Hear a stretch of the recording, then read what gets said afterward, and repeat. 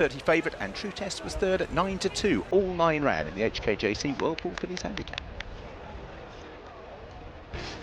Okay, so just the 9 more races to come, starting with the Juddmonte Summer Mile at Ascot in a few moments' time, where More Thunder, Zeus Olympios and Docklands clash once again, having finished 2nd, 4th and 7th in the Queen Anne last month. And there's 4 races coming away from York, including the 67th running of the John Smith's Cup at 3:45, and the Royal winner is bound to be popular. Warren Holder was another one to be placed at Royal Ascot, finishing 2nd in the Duke of Edinburgh Stakes, and will look to go one better today. The Boodles Superlative Stake comes up at 4 o'clock. Some smartly bred colts will go to post, including Abraham Lincoln, a winner on debut at the Curragh last month. And then it's our feature race of the whole week, the Al Basti Equiworld Dubai July Cup at 4:35, where the winners of the 3 big sprints at Royal Ascot take each other on for this prestigious Group 1 prize. And it's lovely to have your company on this lovely Saturday afternoon.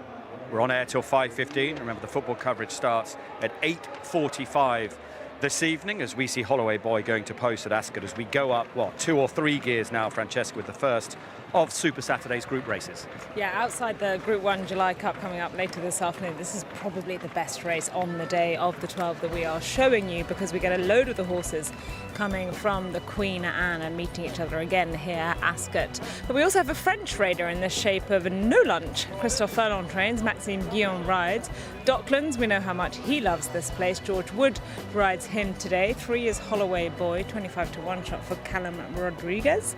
Number 4 is Jonquil. Colin Keane is there on duty for Team Juddmonte. He's a 14 to 1 shot. More Thunder is the evens favourite. Kieran Fallon rides for William Haggis, and netkeiba's a big outsider. 7, Seagulls 11, coming off the back of a couple of good wins. And Zeus Olympios, he could still be improving for Sam James and Carl Burke. Right, guys, the key thing here for me is this is the round mile, the old mile at Ascot. Often makes it harder to come from behind than it does on a straight track. More Thunder, an even money chance. Last saw him on the straight track in the Queen Anne at the Royal Meeting, where he did his usual and flew home, did his best work late on. He's just been such a big improver, hasn't he? We saw him here last year running in the Bunbury Cup.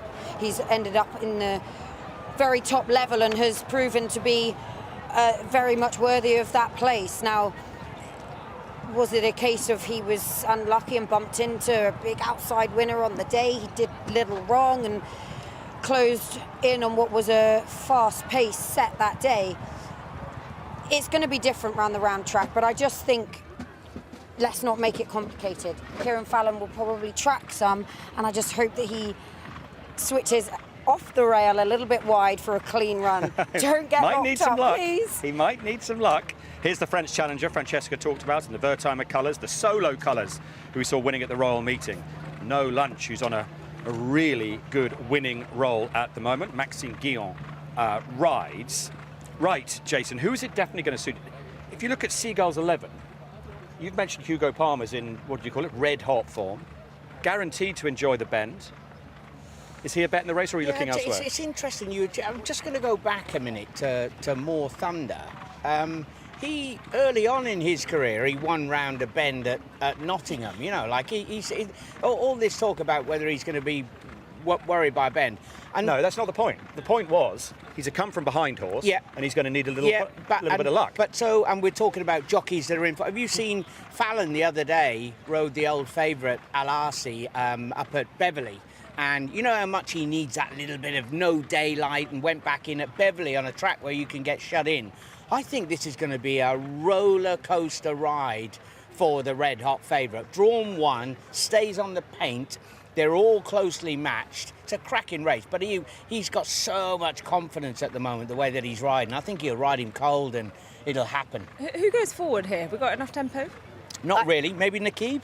I'd love to see Zeus Olympios be made a bit of use of, because I really feel that he is going to need to step up in distance at some point. He just maybe lacks a gear for the mile, so let's make use of him. Yeah, I think, and you know, Netkeiba has been an old favourite of ours. He's a half-brother, or is a half-brother to Baid. And early on in his career, they tried to make him into a stayer. So he runs over this distance for the very first time today. It's fascinating. Yeah, what is he, 50-1 shot? netkeiba, he's older now, he's a 6-year-old, but he is well bred and he does stay further, but would be a surprise winner of this against some of the more exciting younger types. Zeus Olympios, who you said, I think we haven't reached the ceiling with him. I think the third in the Lockend was good, fourth in the Queen Anne as well. He's been in deep waters this year, whereas last year he was very progressive at a easier grade. Docklands, we know he loves Ascot, but is he better? Another one over the straight mile. Holloway Boy's just become a little bit of a non-winner, isn't he? Won 3 of 28 starts. Although he's placed 16 times, but maybe this grade is going to be tricky for him. And then No Lunch.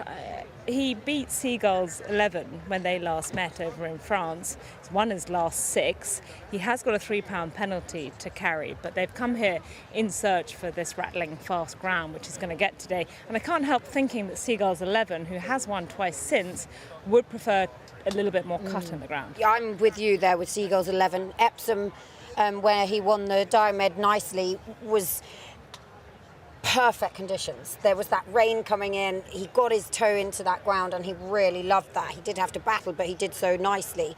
No Lunch, on the other hand, as you mentioned, wants this really fast ground, and his record, to be honest, is so much better on the all-weather, but he proved himself when winning on the turf last time that he deserves to have a chance. The penalty, if you look at the official ratings, does put him slightly out there. You'll like this, Ed, because I will sound this Super Saturday with runners all over. You're going to say jockeys get chances. George Wood gets a first go we have a bingo on going Docklands. Well. George Wood gets a first go on Docklands in the afternoon anyway. 25 runs. He's a quality horse. He's a quality pilot as well. And I'm sure he's going to really enjoy sitting on the old boy around here. All right, we're on the round track, but even still, get him levelled off, get him travelling, get him in behind, let him really travel. That's the key with him. Where are we at with Jonquil? Because he won the Queen Anne trial here, beating Holloway Boy, but 9th in the Lockenge. He has ability, but do we always see it? Remember last year, winning the Greenham, then he won the Celebration Mile, and we thought, go on, carry on through, but it hasn't quite happened for him. Is it about getting him settled? Because on occasion he's been fiercely keen, pulled his chances away. When he gets into a rhythm, he seems to put his best foot forward. I mean, Colin Keane, again, another jockey, talk about riding well and having confidence. A Group 1 win here yesterday, goes down to Ascot thinking, surely, it's easy, did it yesterday, can do it again today. French challenger moves forward. netkeiba on the far side in the black and white. You saw them queuing up to stay in the shade right at the back of the area around the back of the stalls. Docklands goes in, the 2025 Queen Anne hero. Then it will be Seagulls 11. Still think 18-1's a big price. I take what you say about the ground. I think 18-1 could be big, but we shall see. Then it's Jonquil and Colin Keane for Andrew Balding, who's won this 3 times. Here we go then with Ian. Ready. They're off. They race over the mile here. Seagulls 11 leaps a little bit out of stall. Number 6 in the blue and white. Zeus Olympios in yellow. netkeiba in black and white colours are the first 2 to move through and lead. Seagulls 11 in blue and white behind those. They're followed by Holloway Boy in the red and white colours. This is not a fast pace. No Lunch in blue and white is next. More Thunders against the running rail in blue and yellow. He slightly hides Docklands, and Jonquil with the pink cap is at the rear of the field. They're heading along the side of the course, approaching the 5-furlong marker, and as they do so, Zeus Olympios in the yellow jacket against the running rail. Seagulls 11, blue and white jacket, white-faced chestnut, pulls his way around the outside of netkeiba, and this trio lead as they go past the halfway stage, and Seagulls 11 and netkeiba going on. Zeus Olympios 2 lengths behind him in 3rd. No Lunch has moved into 4th. Holloway Boy, Docklands, More Thunder, and Jonquil is the order of the remainder. They're on the home turn already. Longest priced runner netkeiba leads by a length into the straight. Seagulls 11 in 2nd position. Zeus Olympios behind these in 3rd. The grey No Lunch is next, and then Docklands with white sleeves, red and white of Holloway Boy. Jonquil on the right. Pink cap is pulled through with a challenge. More Thunder at the back of the field. Seagulls 11 and netkeiba. 2 Zeus Olympios in 3rd place. Holloway Boy is behind those. They've got a furlong to go, and it's Seagulls 11 in blue and white. netkeiba in black and white. Zeus Olympios in yellow. Holloway Boy behind those. Docklands is closing. Zeus Olympios in the yellow colours has the lead as they race to the line.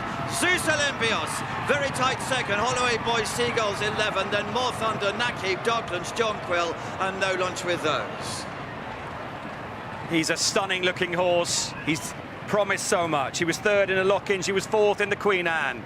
How Carl Burke will enjoy this. Sam Jane's on the winner, winning Cosley. It's tight for second on the far side. Holloway Boy near side. Seagulls 11. More Thunder rattling home in fourth. They didn't go quick there, Jason. Oh, Francesca called it after 2 furlongs and just said, oh, this is going to be some sprint for home. Everybody who was locked up on the inside, they had the out, didn't they, with the cutaway rail. So they've had a clean sort of run into it. No real hard luck stories from traffic, but tempo was the key. Yeah, 100%, because we're watching those sectionals and they were 13 plus, etc. And suddenly dropped into 11s as they came into the straight. You had netkeiba up on the front end, who was there for quite a long time. Seagulls 11 was prominent. Zeus Olympios was just behind the lead. I think Carl Burke has had the first 2 home here with Holloway Boy on the inside. Oh, Holloway Boy, what a legend. Remember, he won the Chesham on his debut, and then he's been placed so many times. You can just trust him to run a solid race for you. So he quite literally followed his stablemate the whole way round, and he's finished just behind him. Now we see the head-on at Del Mulrennan. Wherever you're watching, you'll be out of your chair. You love this horse, the supermodel you call him, with the white face and the white socks, Jason. And I think for Sam as well, you know, he would have been thinking, oh, I'm sure we could do with a stronger gallop. We've seen him finish off in a couple of his races. So the fact that it turned into that mini sprint, I think we can say that he's sort of getting himself back on track. He could be even better, couldn't he, going forward? Yeah, and it'll be interesting to see, will they keep him at the mile, or will they go up in distance sort of down the line, or even if he stays in training for next season? Take a bow, Carl Burke, a 1-2 in the Juddmonte Summer Mile, with Venetian Sun to come later this afternoon. She's still a 6 or 13 to 2 chance as we speak for the big race. Holloway Boy was second at 25 to 1. Seagulls 11 running big in third at 18 to 1. And the favourite just didn't go his way. Well, yes, but I wouldn't be too disheartened, I've got to say. I think he was in the wrong spot in a slowly run race. He showed a good turn of foot. He just couldn't get there, given the way the race was run. There'll be better days from More Thunder. That was one of the features of the day, but still so much to come. Famous handicaps with the Bunbury Cup, the John Smith's Cup, because we're heading to the Knavesmire there at York when we come back.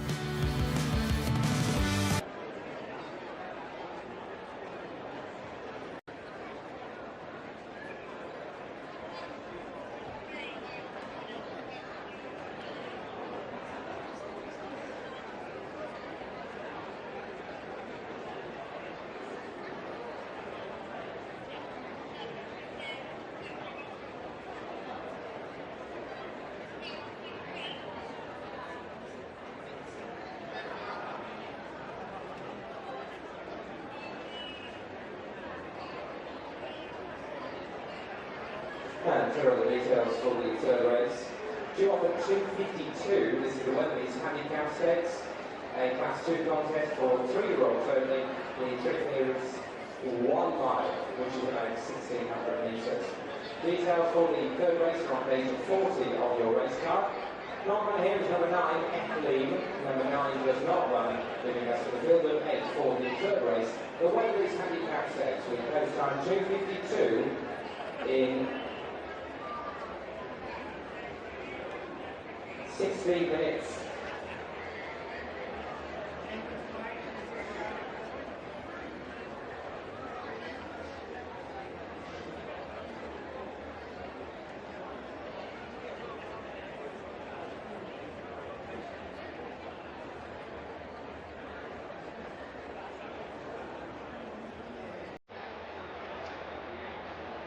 Well, I hope you've been able to keep cool at home. Water and ice has been a big part of this week. They've got 9,000 bottles of water here at Newmarket, 16 tons of ice, and it's the horses that have been absolutely at the centre of it. Beautifully looked after by the grooms, well done to them. And it's less than 2 hours until the big race of the day, the Group 1 Sprint. There's so much to come between now and then.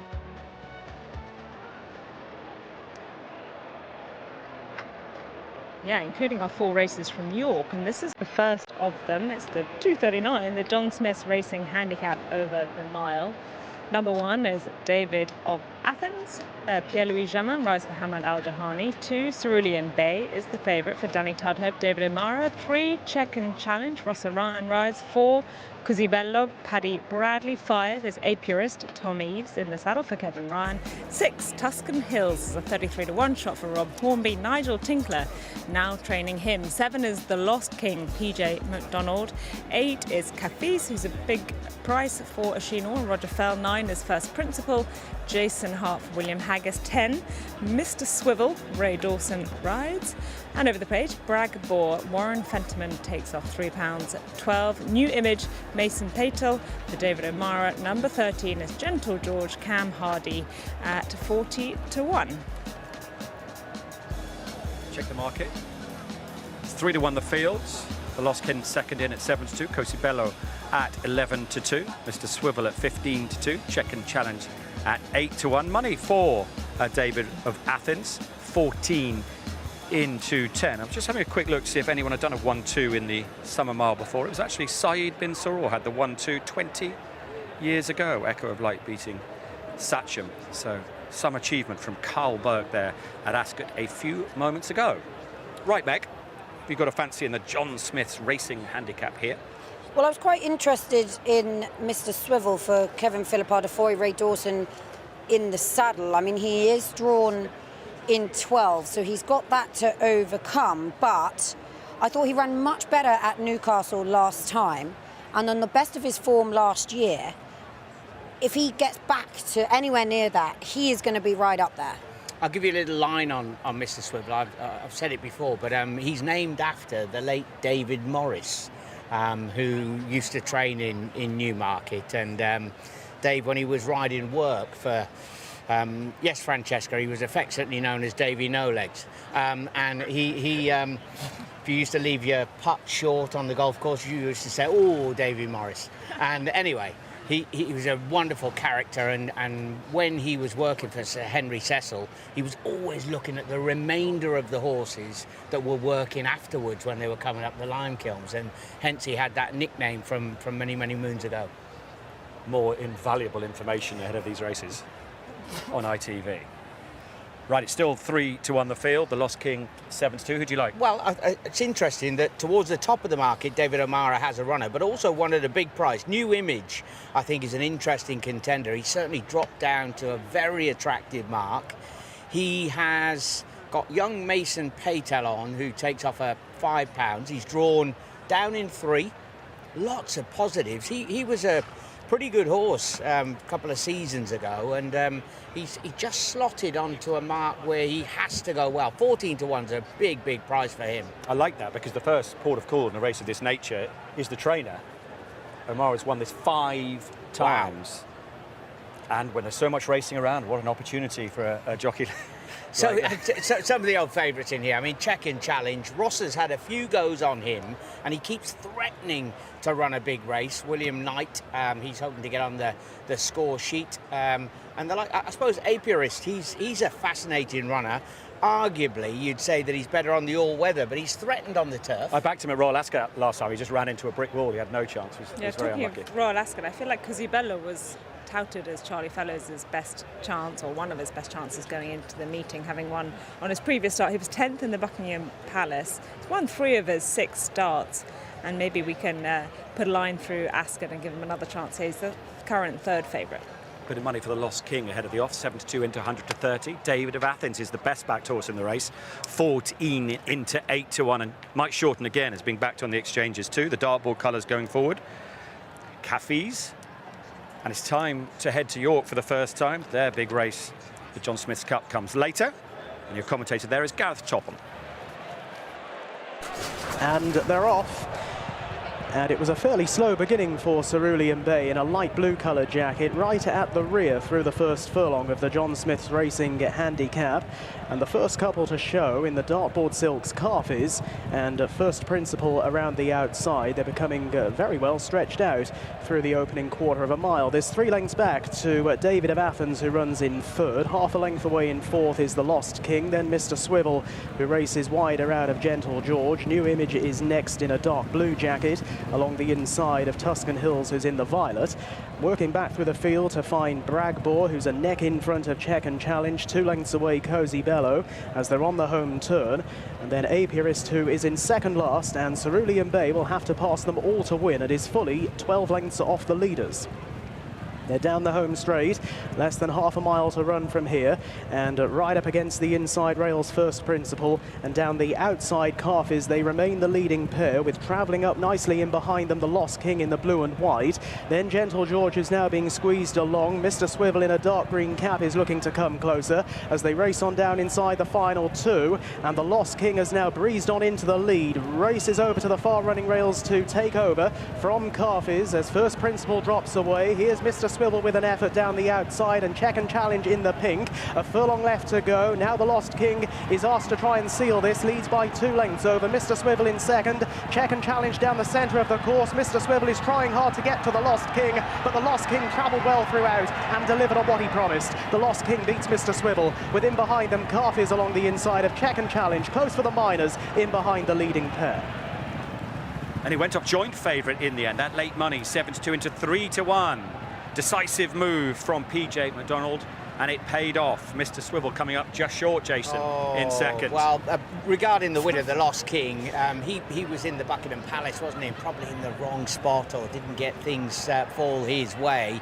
Just goes to show, quick tempo, good horses, Megan. We were saying they've gone a real good gallop, but committed, and he just wasn't for stopping. Yeah, PJ's got this horse out the gates pretty quickly in stall 4 and's managed to sit right in behind the leaders, a strong traveller.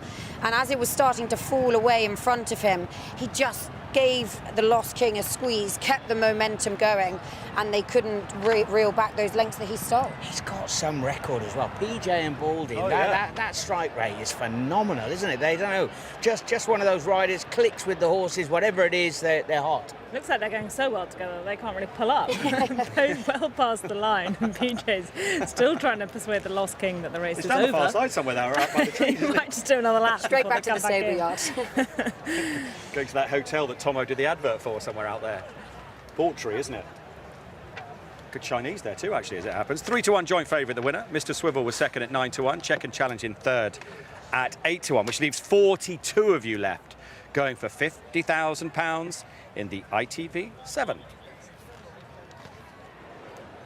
I really hope he's not going to Bawtry. It's about 150, well, not quite that much, 60 miles away, isn't it? The Weather Is handicap is next, over a mile, and it's a race for 3-year-olds. Number 1 is Tales of Wisdom for William Buick. 2 is Moonfall, Billy Lochnan. 3 is Iron Lily, James Doyle. 4 is Wichard, Ryan Moore. 5, Sunset on Leros, Marco Ghiali. 6, Anton, Pat Dobbs. 7, Wild Thoughts, Sappy Osborne. And 8, Alfaraz, who has gone to post early and was the best backed horse today. El Kleem is a non-runner, has come out, leaving the dead 8, so still 3 places for each way betting. Before El Kleem came out, he was about a 5-1 chance. Alfaraz was also 5-1, so still some support for the blue and yellow colours. 9-4, Moonfall 3-1, Wichard 5-1, 11-2 Tales of Wisdom, 8-1 St Anton, 10's Wild Thoughts, who's had such a fantastic season, Iron Lily 16s, and Sunset on Leros 40-1. And in the paddock, well, this may be in the pre-parade ring, we get a shot of Tales of Wisdom. He's about the 4th favourite here for the Appleby Yard. William Buick rides. They've had a good week so far here in Newmarket, but this one's had 2 wins, 1 mile and 7 furlongs, but only 28th in the Britannia. However, Moonfall was the winner of the Britannia. That was a career best performance by some way. Everything went pretty smoothly on that occasion. A £7 rise. Can he defy that? I think I might have found one at a bit of a price here. Iron Lily, who goes for the first try for the Simon and Ed Crisford team. His form behind the Secret Advisory, it was a very, very strong bit of form, and he scoped badly after his poor run last time. He's a player. Now Ryan Moore's ride in this race, teaming up with Roger Varian, is number 4, Wichard, who was keen early in the Britannia last time out, and he was just a little bit awkward in the closing stages, so I'd like to see him race a little bit kinder here.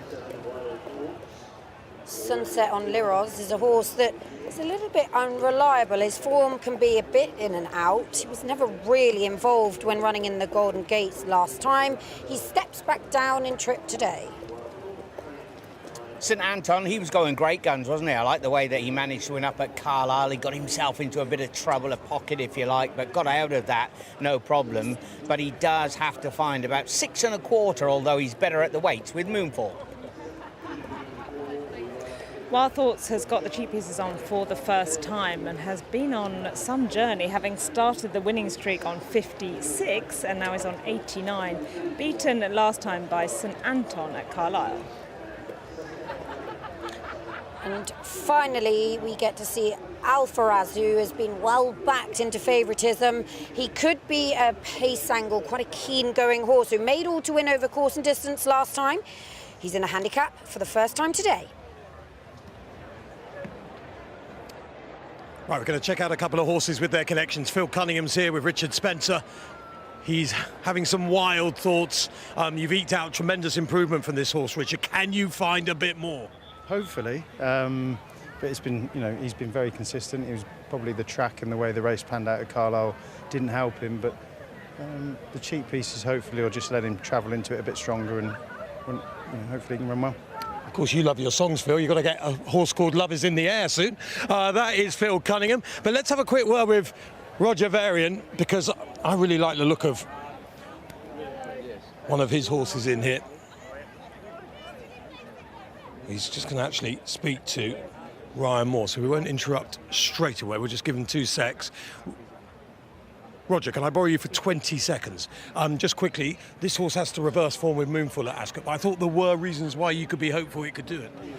Yeah, he's a nice horse. We were a bit frustrated how it went at Ascot. He was very free for, whatever reason. Got hampered as well. Well, he got a squeeze early on and it lit him up, and he sort of ran through half a race, too strong through a bridle. And I thought he did well to finish, up where he did. By rights, he should have fallen out of a screen because he just did too much in a race. So if he can switch off early, you've got plenty of talent. And, I hope we can reverse things today. He's in good form, but he just needs to get it right early. Wish you all the best, and the best tie I've seen so far today. Good luck. Thank you, Matt. Meg, are you surprised here that Moonfall, after that horse's performance at the Royal Meeting, isn't the outright favourite now? Yeah, I am, to be honest with you. A relatively lightly raced son of Starman who, the amount he has improved and progressed to win this, a career best performance by some way, but he just looks so professional, so easy.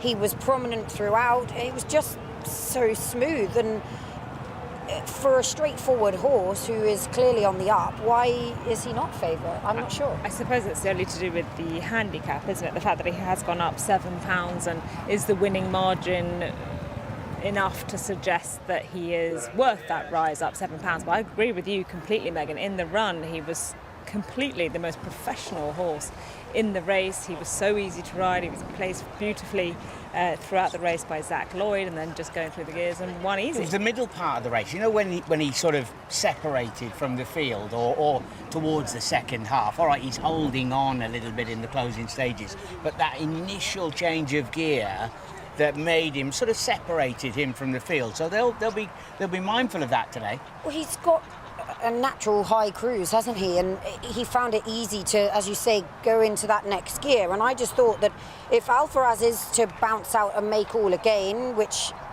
will likely be the plan because he's so keen, surely for Billy that's the absolute dream. They're drawn next to each other. Billy can think, right, slot him behind this pace, use him as my target, go through the gears when I hit the rising ground, and away I go. There's been a lot of support for Alfaraz, who's put up by Pricewise. He's been a market mover. I couldn't help, unless I was reading it wrong because my eyes were going squiffy after looking at so many races, but he didn't, his mark didn't change for winning last time. It was a novice, so now they obviously left him on the mark, thought it was fair, and handicap debut today. Is 88, has he got wiggle room? Who knows? I think the main thing with him is relax, isn't it, Jason? Sometimes on occasion he's been so keen that his chances have gone. So, Jason, 8 runners, each way first 3, make the case for Iron Lily. Well, 16 to 1 shots. Yeah, by last week. that's the key, isn't it? So early on, he managed to run really well in a maiden behind Causeway on his debut. Puts up a huge performance when winning easily at Dundalk, again over 7. Comes out of Leopardstown, and that was when they were all sort of finding their feet, if you like, in the early part of the campaign. You had Power Blue, who was bringing in some rock-solid form. And then, for whatever reason, he ran no race and came back. They said, oh, he scoped dirty, so there was something wrong inside. Anyway, hasn't changed ownership. He's moved yards. He's a low-mileage improver. I just got a sneaky feeling that with the team in such good form, he could represent a little bit of each-way value. He's been nibbled at, as you can see. I said 16. That's obviously long gone. Into 11 to 1 now, Iron Lily. We've seen horses that didn't finish that finished down the field at Royal Ascot come out and put that performance well behind them.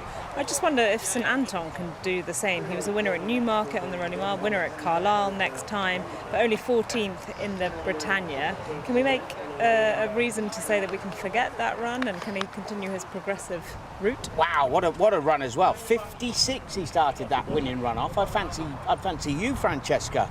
With a little bit, and St Anton, who's 6 1/4, 6 1/4 lengths he's got to turn the form around with Moonfall. Sorry, Francesca, which was lining up in the mothers' race at Sports Day. If she was on 56, we'd fancy her, wouldn't we? No. Well explained, Jason.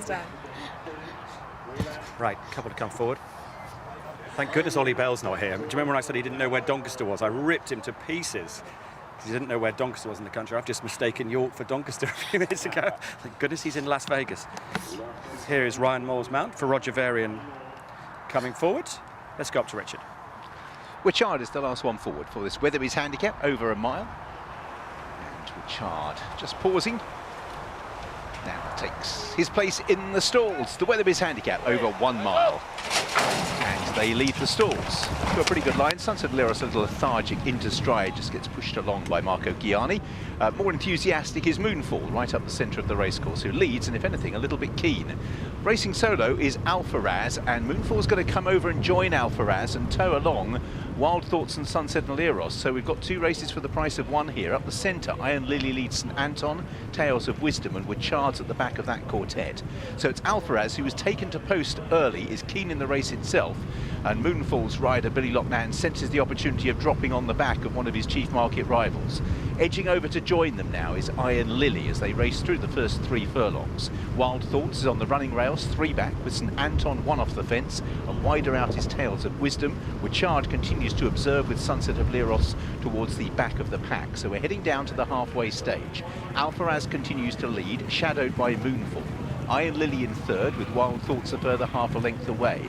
5th place belongs to St Anton. Tales of Wisdom, Wichard will challenge towards the centre of the racecourse, while Sunset on Liros is going to try and snuggle up the rail. Alfaraz is already being pushed along, continues to lead, however. Moonfall travels strongly. Wichard on the extreme right is breaking cover in the yellow colours. Sunset on Liros and Wild Thoughts, but Alfaraz at this stage is holding tough. Moonfall in 2nd place. Wichard and St Anton both come out of the pack to challenge. Alfaraz climbing the hill for home, continues to have the lead. St Anton and Wichard are both making inroads, however. St Anton now on the outside, battling back on the inside is Alfaraz, and may well, it's close. The heads have gone either way on the line. St Anton came to win, Alfaraz battled back, right on the line. The heads were going different ways. Point out which one's which for you. Alfaraz is near side St Anton, you'll see what I mean. There's St Anton's head going down, there's Alfaraz's head going down. On the line, St Anton may have got the better bobbin. Oh, that's really close. That is really, really tight. Wichard is 3rd, because it's pretty difficult. You see, there's the nose of St Anton going down underneath. 106 on the exchanges for St Anton, and on that, it looks as if he may have got the bob at the crucial stage. It is a matter of nostrils. We'll just try and show that to you again, because when the heads sort of come out of each other, if you like, it can be difficult to pick which is which. So watch St Anton on the far side. You'll see the nose drops below Alfaraz on the near side, and then when they come back together, I think far side, but it doesn't matter what I think, it's what the judge thinks. So we'll leave them to sort it out, but the exchanges tend to suggest that the nostrils on the far side of St Anton are going to prevail. We'll see. And as you remember, last weekend at Sandown Park, where the betting got it wrong, but it does look like the Pearland colours have got up on the far side there, the white and the blue, with Pat Dobbs for Richard Hannon, who'll be winning it for a third time. Here's the result. For first place. First, number 6, St Anton. It was the far side, Cheska. It was, yeah. When they first flashed past the post, we thought initially that it was Alfaraz on this side, as Oisin Murphy had his head right down in the drive position. But just as we slowed it up there, and the nose is all important, who had their nose down where it mattered, and turns out it was St Anton who's put that 14th in the Britannia right behind him, and we can hear from Pat Dobbs. Well, our groom here has only just realised that they've won the photo, so he's absolutely elated. But Pat, he's really had to battle there, stayed on extremely well when he hit the rising ground. Did you think that you had got there in the dying strides? I thought like 50 yards before the line I was definitely going to win. But I think Oisin's horse picked up a little bit when he felt me coming, so I'm not sure, but this lad carries his head low, so I'm sure that helped. Yeah, it certainly helped. He had his head low right where it mattered. He was really progressive prior to Ascot, where it didn't really happen. He's continued now to get back on the right tracks. How far do you think he can go? He's a gorgeous horse. He's one of those in the mornings that every morning he catches your eye. He's very good looking, a great attitude. Loves fast ground, obviously. I think he'll get further. Sean, I don't think Sean thinks he will, but we'll see. Yeah, well, his attitude is to die for. I think that helps a lot. Yeah, well, he showed a great attitude today. He seems versatile in terms of track as well, so it could be a bit more to come from him. Definitely, he's not. He's one of those that he just does enough, so hopefully keep progressing. Well done. Jason, we don't see Pat as much as we probably used to, but he's almost busier in the winter, isn't he? Yeah, look, 53 rides and 11 wins the current campaign, so an amazing strike rate.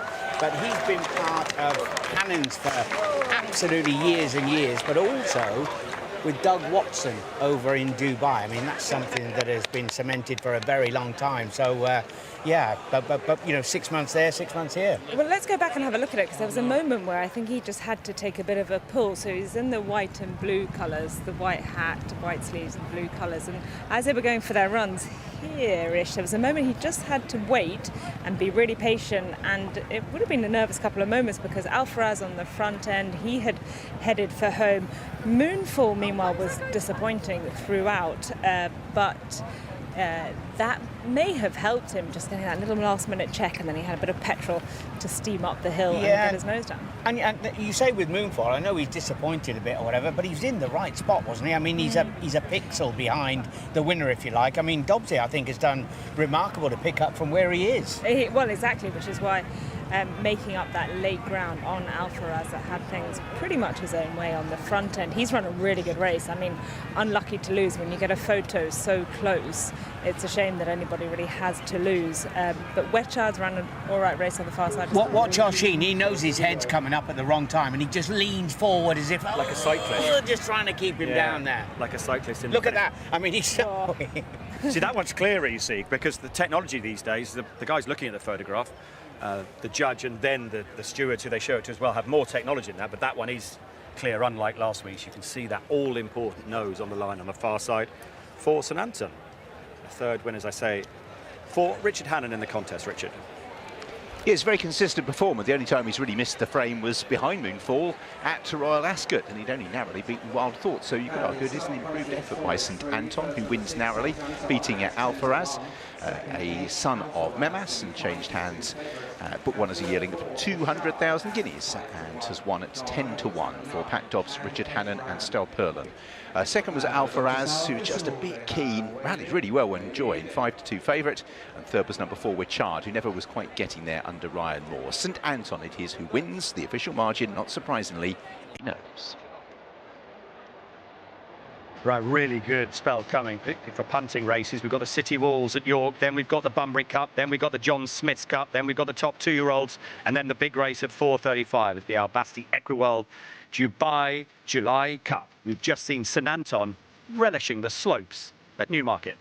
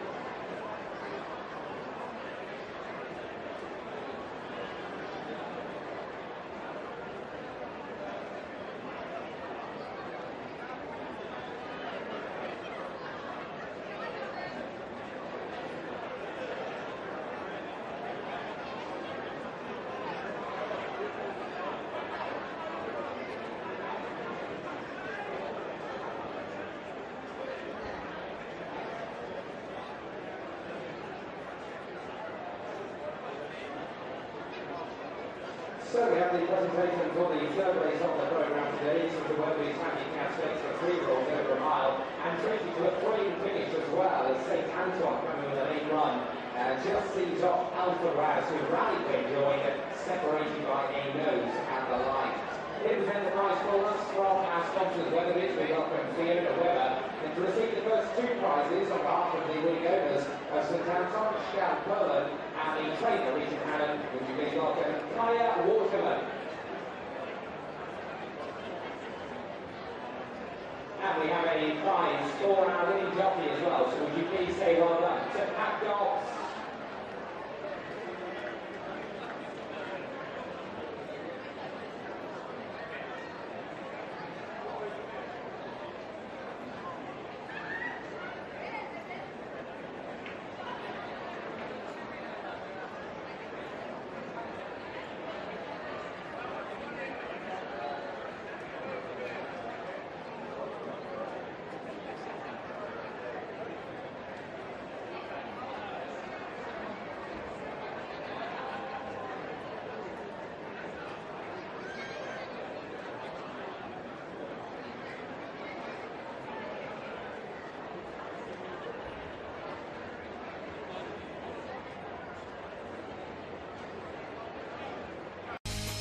As if you needed reminding. The big game tonight, Norway against England. The World Cup quarter-final is live on ITV. The team will be with you from 8:45 this evening. Here's the presentation for our last race here at Newmarket. Good to have Weatherby's amongst the sponsors this week, and Pat Dobbs picking up his prize. Great to see him winning again. And talking of top jockeys, Matt has been an absolute legend. Well, for many people, it was at Newmarket that they really got to know this man, Christophe Starcraft Lemaire, because it was when Starcraft won a big race at Newmarket that we thought this guy's a worldie. Yeah. It's true, isn't it? I've called you Starcraft ever since. Yes, I know, but it was on the Rolley Mile. Yeah, no, it wasn't on... Track, but still Newmarket. It's a place I love to ride. Yeah, in the vicinity, Christophe. Yes. Wonderful. Now you're a big star in Japan. You ride Saturno Rev this afternoon, a horse who we know is one of the best sprinters on the planet. Yeah, exactly, and his performance recently are very good. He proved that he's a top-class horse. He can win a Group 1 anywhere in the world. So hopefully his condition is at its top, and the ground should suit him. So yeah, I'm very confident. You have ridden at both Ascot and Newmarket in your time. There are undulations at Ascot, but this is a little bit different. Is he a horse you think will be able to cope with this track? Yes, I guess, I know English tracks are very different compared to Japanese tracks, but twice in Ascot he ran brilliantly, and here, there's some undulations, but he's a very well-balanced horse, and he should perform very well. Things going really well for you. You're having a good life, yeah? Yes, not bad. It's been 11 years now that I ride in Japan. I'm based in Kyoto, and life is beautiful. You still got your own clothing brand? Yes, still, and it's growing up. Is it? Yeah, step by step. A lot of fans buy the products, and I'm very happy. We opened a cafe boutique in Kyoto, and a Starcraft cafe. Yeah, Starcraft cafe, and we do a lot of exhibitions, and we try to show the racing fans a lot of trophies and a lot of things coming from different owners, and yeah, it's great. It sounds absolutely fantastic. Good luck today. It makes me feel that I should be perhaps starting a Yeehaw Cafe soon. Yeah, good luck with that, Matt. And he's been away for a while. He's having a beautiful life, as are these kids. Better in the shade, I would say. Oh, Harlan's got him. Christophe Lemaire, he's had 9 British Group 1 wins. The last of them was the Yorkshire Oaks back in 2012. You'll find out at 4:35 if he can add another to his CV, riding Saturno Rev in the big one. the July Cup. By the way, Venetian Sun monitoring her price. The 13-2 has gone. I think the best you can get now, Venetian Sun, is 6-1. Well, it's good that she is running Venetian Sun in the July Cup. There have been some question marks about the ground, but connections are happy for her to take her place. Meanwhile, we have a bunch of races between now and then, including the John Smith City Hall Stakes. It's a listed race over 5 furlongs, and let's spin you through the runners. Number 1 is Washington Heights for Tom Eaves and Kevin Ryan. 2, American Affair, is the favourite for Paul Mulrennan and Jim Goldie. 3 is JM Jungle. Jason Hart rides Lexington Blitz, and non-runner 5, Red Orange Goes for PJ McDonald, looking for a quick-fire double. 6 is Starlust, who's been the subject of some good support this morning. Russell Ryan rides. 7 is Your Angel, Danny Tudhope. 8, Dickensian, Shane Gray. 9, Aspect Island, Joanna Mason. 10 is Heavenly Heather, Barry McHugh and Tracy Waggart. Number 11 is a non-runner on Vet's Advice. Number 12, Military Code for Club Planners. 13, Miss Attitude, Rob Hornby. 14 is Nana's Shadow, Andrew Mullin. And 15, Revival Power at 40-1. Absolutely wide open, this. American Affair trading as favourite right now from 6 into 5-1. Starless at 11-2. Heavenly Heather at 6. JM Jungle at 15-2. Miss Attitude at 8-1. Aspect Island at 17-2. Another one, single figures, is Washington Heights at 9-1. A belting betting race, Jason Weaver. You revealed you fancied Francesca before our last race. In the mother's race. Anyway, American Affair. What was it? You know when he put his nose in the air and Paul asked him to come back and he was keen?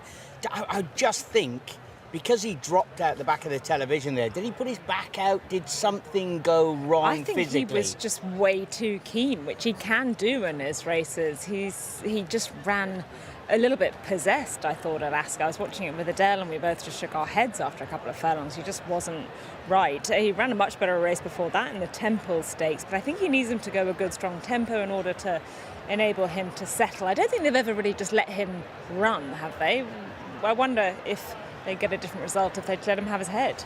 If you're going to do it anywhere, surely it's somewhere like this at York, a sharp, flat 5 furlongs. Just why fight him? Let him go. But obviously, situation A is he settles just in behind the leaders and picks them up.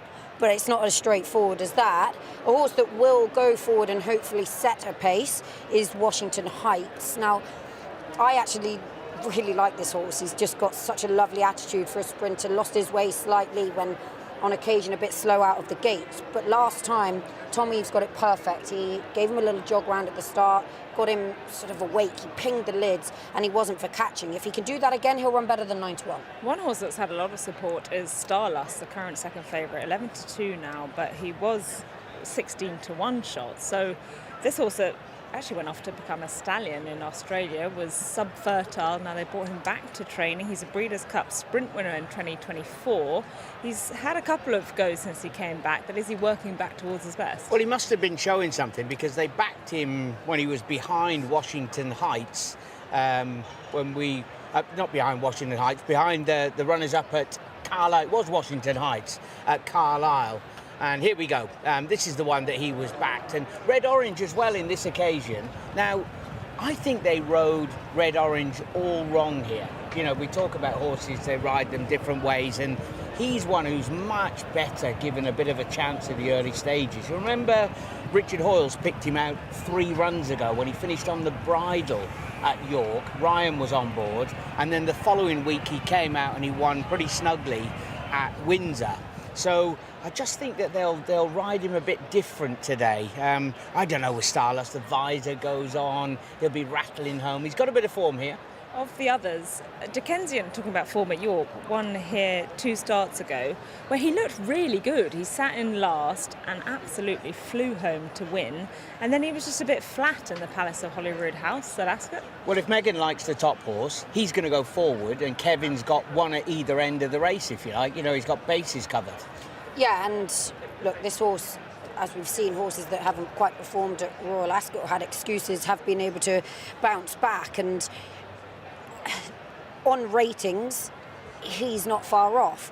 It's the same question that we've had yesterday, 3-year-olds up against the older, more experienced, stronger sprinters. Is he going to be able to step it up and improve? Then you got horses like Aspect Island in here. I mean, look, he put up a decent effort when third in the Breeders' Cup. He was busy. They saw him twice at the Royal Meeting. Yeah. I saw James Owen have another winner here at this meeting, and he said that he's in the right spot now. Okay, that one going forward has been disappointing. Revival Power, I thought she shaped with a lot of promise as a 2-year-old, but her 2 starts this year have been somewhat lackluster. Others that have been going well, Nana's Shadows won her last 2 at Epsom and York. Don't know if she's quite good enough at this level, but she's certainly working towards this level. Heavenly Heather is another one that's been in great form this year as well.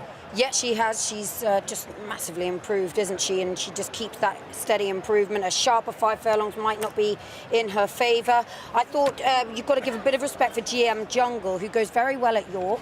And if Jason Hart can get him out up on the pace, he is effective here over course and distance. Late move in the market. New favourite, Starlust. 11-2 gone, 5 gone, 9-2 gone into 4-1. Set to go off favourite. Nana's Shadow looks like will be the last one in. She goes forward. And then it'll be the near side, the Gredley colours, Aspect Island. And the Obeyed colours, Dickensian, the Kevin Ryan, looking to win this race for a 4th time, the City Wolves with Gareth Topham. Set to go. And they're off. Jumping away in the John Smith's City Walls Stakes, and away smartly Heavenly Heather together with last year's winner Washington Heights in the noseband, and Revival Power, who now takes a definite lead, with JM Jungle in the light green close up in behind, racing alongside Azure Angel and Aspect Island. Favourite Starlust in the pink and green is across to the far running rails, then Miss Attitude, Military Code and Dickensian. The 3 runners down the near side being led by Nana's Shadow, who races ahead of American Affair in the yellow and red-orange, as they're already through halfway, and with now 2 furlongs to run, it is Revival Power showing in front to Washington Heights, Azure Angel between them, JM Jungle red-orange, Nana's Shadow the grey one from the left. On the extreme left is American Affair as they line up across the track. JM Jungle with red-orange now coming through. The red jacket of red-orange leads from JM Jungle. Starlust finishing well over to the rails, but it's red-orange who's got the lead close home. Red-orange wins the City Walls from the fast finishing Aspect Island. Starlust was over to the far side. JM Jungle was in the mix as well. 12-1 the winner. Great shout, Jason Weaver. Let's see, it's tight for places.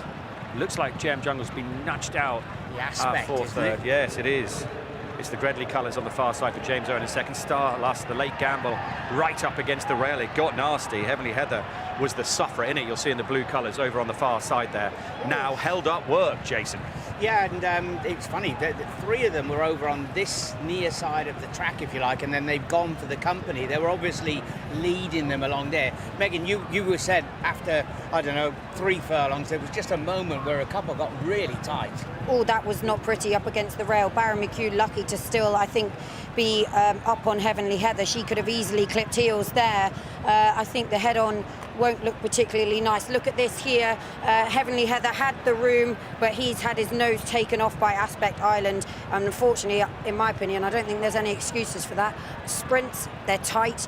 You cannot just wipe someone's racing room out in front of their toes like that. Stewards will have a look at that, won't they? Yeah, that can end up really messy. But aside from that, red-orange, as you say, Jace, PJ McDonald obviously riding out of his skin, and this horse ridden slightly differently with horses to aim at, and he's really flown home. Yeah, he, as I said, Richard Hoyles was the one who pinpointed him when he finished on the bridle, and yeah, that's quite clearly a big career best from him. But those are the tactics, I think. Just hold on to him, and you're right. PJ flying. Clive Cox likewise, and he has got Koppel in the big race, the July Cup, to come later, a race he's won twice with Lethal Fourth, and Harry Angel. He has won the John Smith City Wall Stakes, the listed contest at York, with red-orange, who won at 12-1. Aspect Island second. We'll wait to see what the stewards have to say at 7-1. JM Jungle third at 9-1. Next at York, it's the John Smith's Cup, a famous handicap here first, though. Yeah, it is the Betway Bunbury Cup. £100,000, 7 furlongs. Once again, not the biggest field in the world.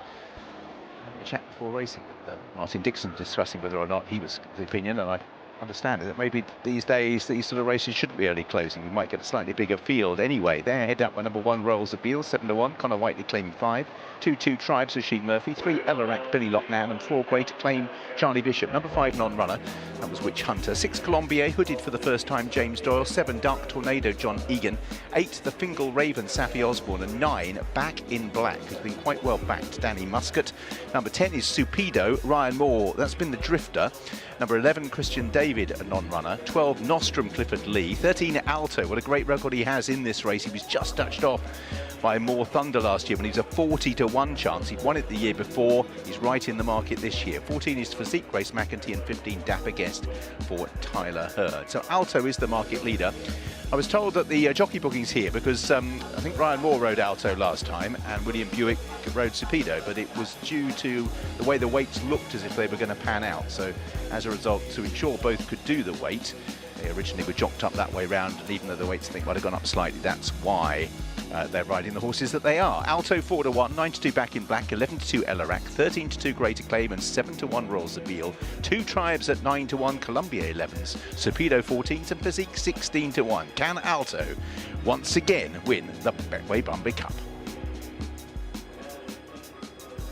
13 of them for the Bunbury Cup, and let's try and pick out some of the main chances. Number 3 would have to be one of them. He was second in the Buckingham Palace last time out, and unlucky that day because he basically had the race won and he was just nabbed late.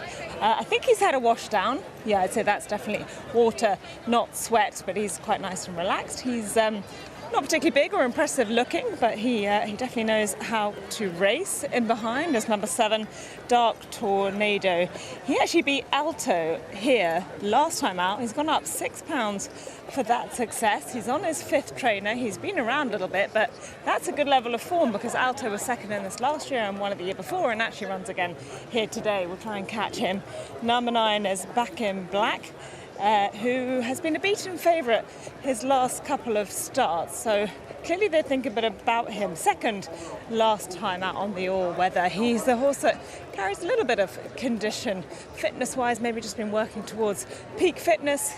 Number 10, this is Supido. Now I want to ask the team because Ryan Moore rides Supido for Ian Williams here, but Ian Williams also has Alto, who Ryan has ridden in the past, the last couple of starts, I think. So I'm interested that he is now on Supido, who is back to turf after a run on the all-weather. I think that's a positive move. And he looks well in the coat, doesn't he? He's quite lean and quite fit looking, but he's got a nice shine on his coat. Who else is coming in here? Number 2 is 2 Tribes, who Sheen Murphy rides for Richard Spencer. He was a Stewards Cup winner last year. He's had 3 unplaced efforts recently, and he hasn't come down a huge amount in the handicap, which would be a little bit of a negative for me. I'm just watching as Physique heads out down quite early under Grace McEntee. Number 6 is Colombier, who was a winner at Epsom, 12th in the Buckingham Palace last time out. That hood there, the black hood, which stays on, that's going on for the first time. And gosh, he's a really good looking horse, isn't he? He's quite on his toes. He's tall. He's got the wraps on the front joints. I wonder if he just catches himself or goes down on his bumpers. But he's lovely looking. 4 is Great Acclaim. Eve Johnson Horton trains. 3rd in the Buckingham Palace last time out, and he stayed on the same mark. He's improved for that headgear there. He's got the visor on today. Number 1 is Royal Zabeel. I'm just looking back to see if I can find Alto, but I can't. Maybe we'll catch up with him on the way to the start. Well, let's go and speak to Ian Williams, who knows how to win this race, and he has 2 in here this time. His jockeys are coming. We're going to grab you before they do. So, Alto, laid out for the Bunbury Cup once again? Yeah, he was, but we just had to run him 2 weeks ago because we were worried he wouldn't get in, and now the race obviously has broken up and he would have got in, but we had to run him 2 weeks ago, so would have preferred not to have run him and come straight here, in all honesty. Is he as good, if not better than ever? I'd like to think so, yeah. And Sapido, who I fancy in the race, he's got bits and bobs of form that give him every chance off 94. He's got some great form that gives him a chance off 94. He just missed the break at Newcastle last time, got behind and had no chance, but finished his race off well, so, opportunities. You're not messing about here with jockeys, are you? Moore and Buick representing Ian Williams. Absolutely, and commentators as well. We're really on the top level today, aren't we? Which of your two do you prefer? Final question before you... you or who? Well, I mean, you're going to struggle to prefer anyone to me, but of your horses? Of our horses, listen, I hope they both ran well. Sitting on the fence, Ian Williams. Matt, as we know, is very keen on Supido on the opening show this morning. The opening show back next Saturday from Newbury, 9:30 in the morning. And it's King George Day the week after. Then we're off to glorious Goodwood. Let's hope this glorious weather continues. And it's good to see Betway sponsoring here. And the news this week that Betway Toaster set to come back racing there, which is good news. We head down the straight 7 furlongs. So the horse is down near the start of the Bunbury Cup, which isn't a vintage edition of the race by any means. And there's only 13 runners this year. Here's Colombier, James Doyle riding with one of Ian Williams is behind, and that cap is on Alto, whose record in this race, Meg, is extraordinary. I mean, amazing. He loves it here this time of year and this race. Obviously a winner a couple of years ago. He was second behind More Thunder 12 months ago and comes back to try and regain that crown. But last time when he finished second over course and distance behind Dark Tornado, I was watching it back trying to find an excuse, and why didn't he quite do it? He's so good here over this course and distance, as we say, but I couldn't find an excuse. I couldn't find one. Well, I wondered, watching him back there, so he's in the blue colours with the orange hoops and the cross noseband, I wondered if it was somewhat convenient finishing second, heading into a handicap. No £6 penalty. Well, look, quite possibly, but I also at the same time think, he was never gaining. I thought he'd give him the office, didn't he? I mean, he set about him there and he sent him to go. He was there to go and win. But if that's the case, and he was asked for maximum, surely we're underestimating. I know he's got the penalty, but surely we're underestimating the Dark Tornado, aren't we? But he seemed to win quite well there. Michael Wiggum's team are ripping along at the moment. He's had a whole host of winners in the recent the last 2 weeks. So I think he's been underestimated. He'll be up there on the pace, Dark Tornado. He goes well at both of the Newmarket tracks. I guess the penalty is where you're trying to look to see that form being reversed. And obviously Alto being so good in this race is why he's right up there at the top of the market. I was looking as well at some Royal Ascot form, the Buckingham Palace, where Alarak looked to have got the run of the race in comparison to Great Acclaim, who I thought could reverse that. Great Acclaim possibly got stopped at a crucial point before flying home to finish third, and the visor has certainly helped him. Do you think so? Alarak, he's pretty straightforward, isn't he? I mean, he'll be thereabouts, won't he? He won't be too far off the gallop, and Great Acclaim will just be hoping for that slice of luck on the way through. Yeah, poor Alarak here. He basically had the race won, and then he just got nabbed very late on the line. He did absolutely nothing wrong, so he ran a really good race there.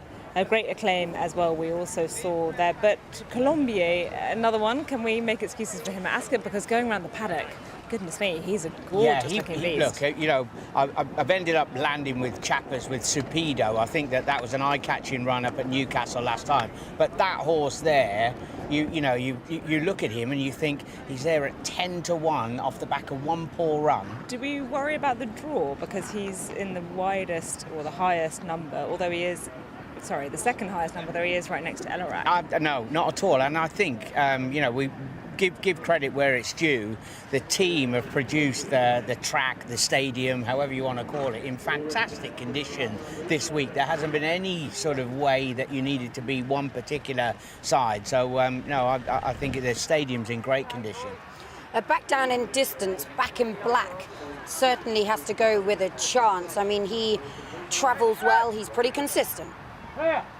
All set for the Betway Bunbury Cup, 7 furlongs, they leave the stalls. Alto a little slow into stride along with Dapper Guest, and Nostrum is heading over to the near side in company with Royal Zabeel. So the two Mick Appleby runners have decided to come stand side. Meanwhile, Physique leads up the centre from Dark Tornado. Right-hand side, Columbia is in that group as well, with Supido's White Cap, Elarak just slotting in as well over on that far side. They're being followed by two tribes. Dapper Guest towards the back in that far side group with Back in Black, and also Alto right at the back. So Royal Zabeel and Nostrum are over on the near side as they make their way past the half-mile point. Physique leads the centre with Dark Tornado, Elarak in blue and white. Then Great Acclaim, Supido. Colombier comes next from the Fingal Raven, two tribes. Dapper Guest Back in Black still towards the rear, and Alto is right at the back. 3 furlongs to go in the Bunbury Cup. And on the near side, Royal Zabeel now moves through to take over from Nostrum. Physique and Dark Tornado head the group over on the far side. They're being followed by Elarak, Supido, Alto trying to come from an awful long way back, as out in front Dark Tornado has got the lead. Royal Zabeel hanging over. Great Acclaim, Elarak, Alto is on the move. Supido staying on, two tribes as well. It's getting messy. Back in Black on the near side. Alto the far side. Elarak, then Colombier wide across the course here. Alto far side, Supido in the centre with Elaram and Back in Black, and it's Alto's Bunbury Cup again. Alto beat Back in Black, Elarak, Supido. Then back in fourth, fifth place was Dark Tornado ahead of two tribes and Colombier. Right from the back, it is Alto, twice winner of the Bunbury Cup and second last year. What a record he has in the race. The 4-1 market leader. They came right from the rear. Back in Black was towards the tail. So Elarak, who was close to the pace, has run well. Supido makes it a 1-4 for Connections and for Ian Williams. Then Colombier, then Dark Tornado. It is Alto. The plan worked. They had to change course slightly. You heard Ian Williams was worried they weren't going to get in. So as a result, he ran that extra race. But William Buick rides Alto for Ian Williams, the Bell, Lyons and James Syndicate. We have a loose horse there just after the line, which may be Royal Zabeel. I'm not sure. It's got a noseband, so it probably is. He was hanging to the left. Couldn't see anyone on the track, so we'll keep an eye out, and hopefully everything is okay. It is Royal Zabeel, and Connor Whiteley, he seems okay, and Royal Zabeel hopefully will just pull himself up with that group. But it is Alto. Hope you had your tenor on. Well, what a legend it is. They're going to have to rename the Bunbury Cup the Bunbury A. Alto Cup. But on a serious level, Ian, let's hope that's the only big win for Norway today. Let's hope so. Yeah, we wouldn't want William getting too carried away, would we? I'm sure it'll give him a bit of confidence for the football later on, but no, huge run. This is a real, I know you and I tend to have a bit of a bash, a bit of a joke from time to time, but this is tremendous training. A winner, second in this race, wins it again. I mean, you've done this well. I mean, the horse he came up against last year was huge, but I was really concerned that I'd run him back too quickly after being obliged to run him 2 weeks ago. But he's put his head down and galloped away strongly. His owner's other horse, Supido's, run a cracker as well. He's there in fourth, run a huge race. Great result. You're kind of just showing off now, but you have done tremendously well in this. What is it about this race that so suits Alto? Is it just that there aren't that many really big 7-furlong handicaps? No, he's I think he just enjoys the track and he gets plenty of pace here. And, you know, it's a big prize, so it's worth sort of putting in the calendar and looking to. So he'll probably go back to Ascot now for the decent handicap there later on in the next month. But that's a huge result. Yeah. You gloss over the training side of this a bit, but we all know that it takes a very canny handler to get this to happen, so well done. Thank you very much. Okay. Cheers, mate. A sensational piece of target training. Well done, James Doyle there, ponying back Royal Zabeel. Great bit of training, but what a horse. To win this, then second the next year, Jason comes back and wins it again. Didn't even start particularly well. No, he's a hold-up performer, isn't he? There's a little bit of a difference of opinion, and then sure enough, they all sort of come back together around about a furlong and a half down. Yeah, there he is. He kind of popped out a little bit awkwardly towards the back of the field with Dapper Guest as well, I think. I missed a little bit of what Richard was saying about why Ryan Moore didn't ride this one. Could he not do 8 Well, no, stone 10? he can do 8 stone 10. It's no problem. But Ryan's all about the the huge races, the big Group 1s, and obviously on a day where he's particularly busy, would he want to be giving himself a little bit of a hard time, the extra few laps on the rower or the treadmill or skipping or whatever it is? Okay. So no, and Buick finds it a little bit easier, obviously. Yeah. But his agent, or the super agent, he's got William and Ryan amongst others. They're trying to do a shortcut to the winner's enclosure, but I definitely want to get a word with William Buick there. I mean, firstly, what a performance from a horse who clearly loves this race, to win, be second and then win again. How did it feel for you? Yeah, look, he was a long way back. He was last early. He jumps a bit slow, and just the way it unfolded, but he built into the race beautifully, and they went quick enough for them to just come back at him. So it's hard to keep track of what's going on, all over the track on the other side and so forth, but I sort of chose my path where I thought with the better horses would be, and look, he worked out nicely, but he was a very willing partner, and Ian had him really mapped out for this race today, so fair play to him. Yeah, absolutely, and what a jockey to have on board this week. Will, you're absolutely flying. You must be delighted. Keep it going now, yeah, keep it going. Good luck. You might recognise the groom leading in the winner here.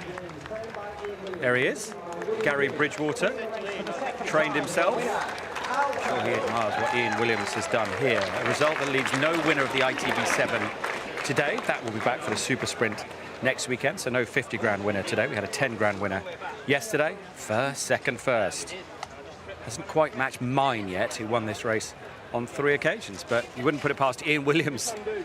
Richard on targeting this again. No, and I think Ian's key comment was this is the first date in his diary, because he was actually off a lower mark today than either the victory or the second last year, when of course he bumped into More Thunder, who's been campaigned in group company virtually ever since. It may well be he will now go off the boil until this time next year, but for connections they probably don't mind, because the Betway Bunbury Cup went to Alto, 4-1 favourite for William Buick, Ian Williams, and owners Bell, Lyons and James. Second, number 9, Back in Black, also came from the back, 5-1. Third, Elarak, Billy Lockman, 13-2, and if you get a fourth place, number 10 Supido for the same owners, Ian and Ryan Moore. And yeah, just to confirm, I think that was the fact that when they looked at the weights at the 5-day stage, it was possible it would be a little bit tight for Ryan when the weights were as they were, so that's the reason they swapped round, and even though the weights went up, they decided they would leave them as they were, and it means William Buick is the recipient of the success on Alto. So much to come. Next up, it's the John Smith's Cup, one of the big races of York Sea.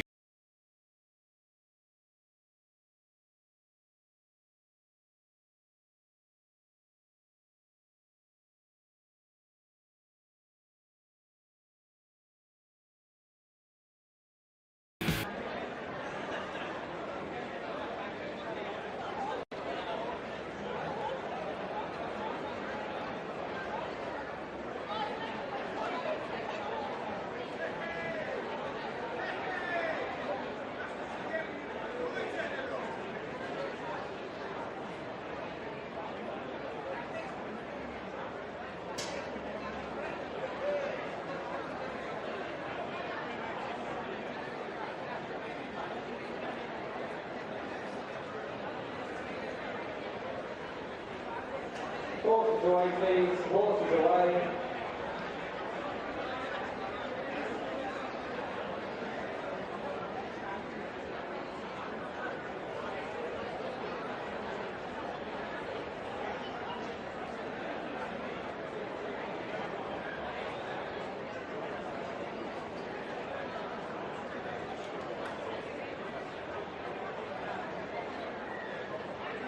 The result is now official. They have weighed in.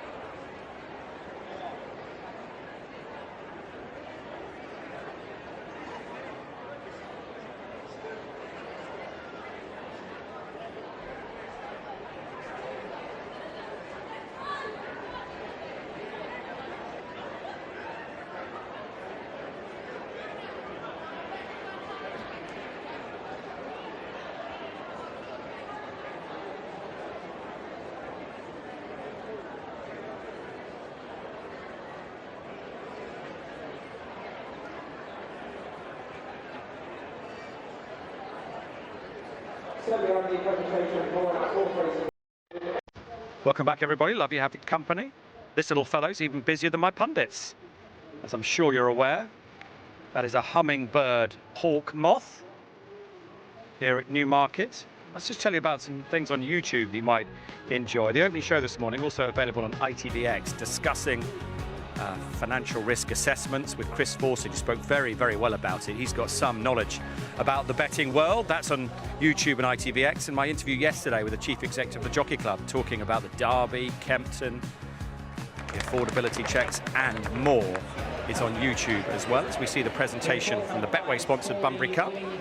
Lewis Knowles in charge, with Brian Sidhu there as well. And it's the Williams family collecting the prizes. That's his son Harvey, I think. Well done to the Williams family. And in that interview I referred to with Jim Mullen, he talked about this meeting. As you look around this place, so many people having such a nice time. He describes it as one of the hidden gems in racing. Lovely relaxed week, but there are big races too. And later on comes the Midsummer Sprinting Championship.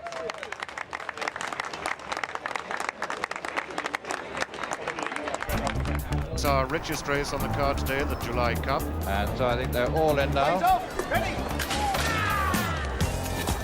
And this is going to be a winner for Ireland, all right. It's Natch Clear, the favourite's done it. Natch is the winner of the July Cup. It's Tatching striding away about 3 or 4 lengths of Bakery Grades. They come towards the line. Tatching will win it. There's Green Desert from Great Desire, finishing very fast on the outside is last Tycoon, but Green Desert's going to win a tactical race.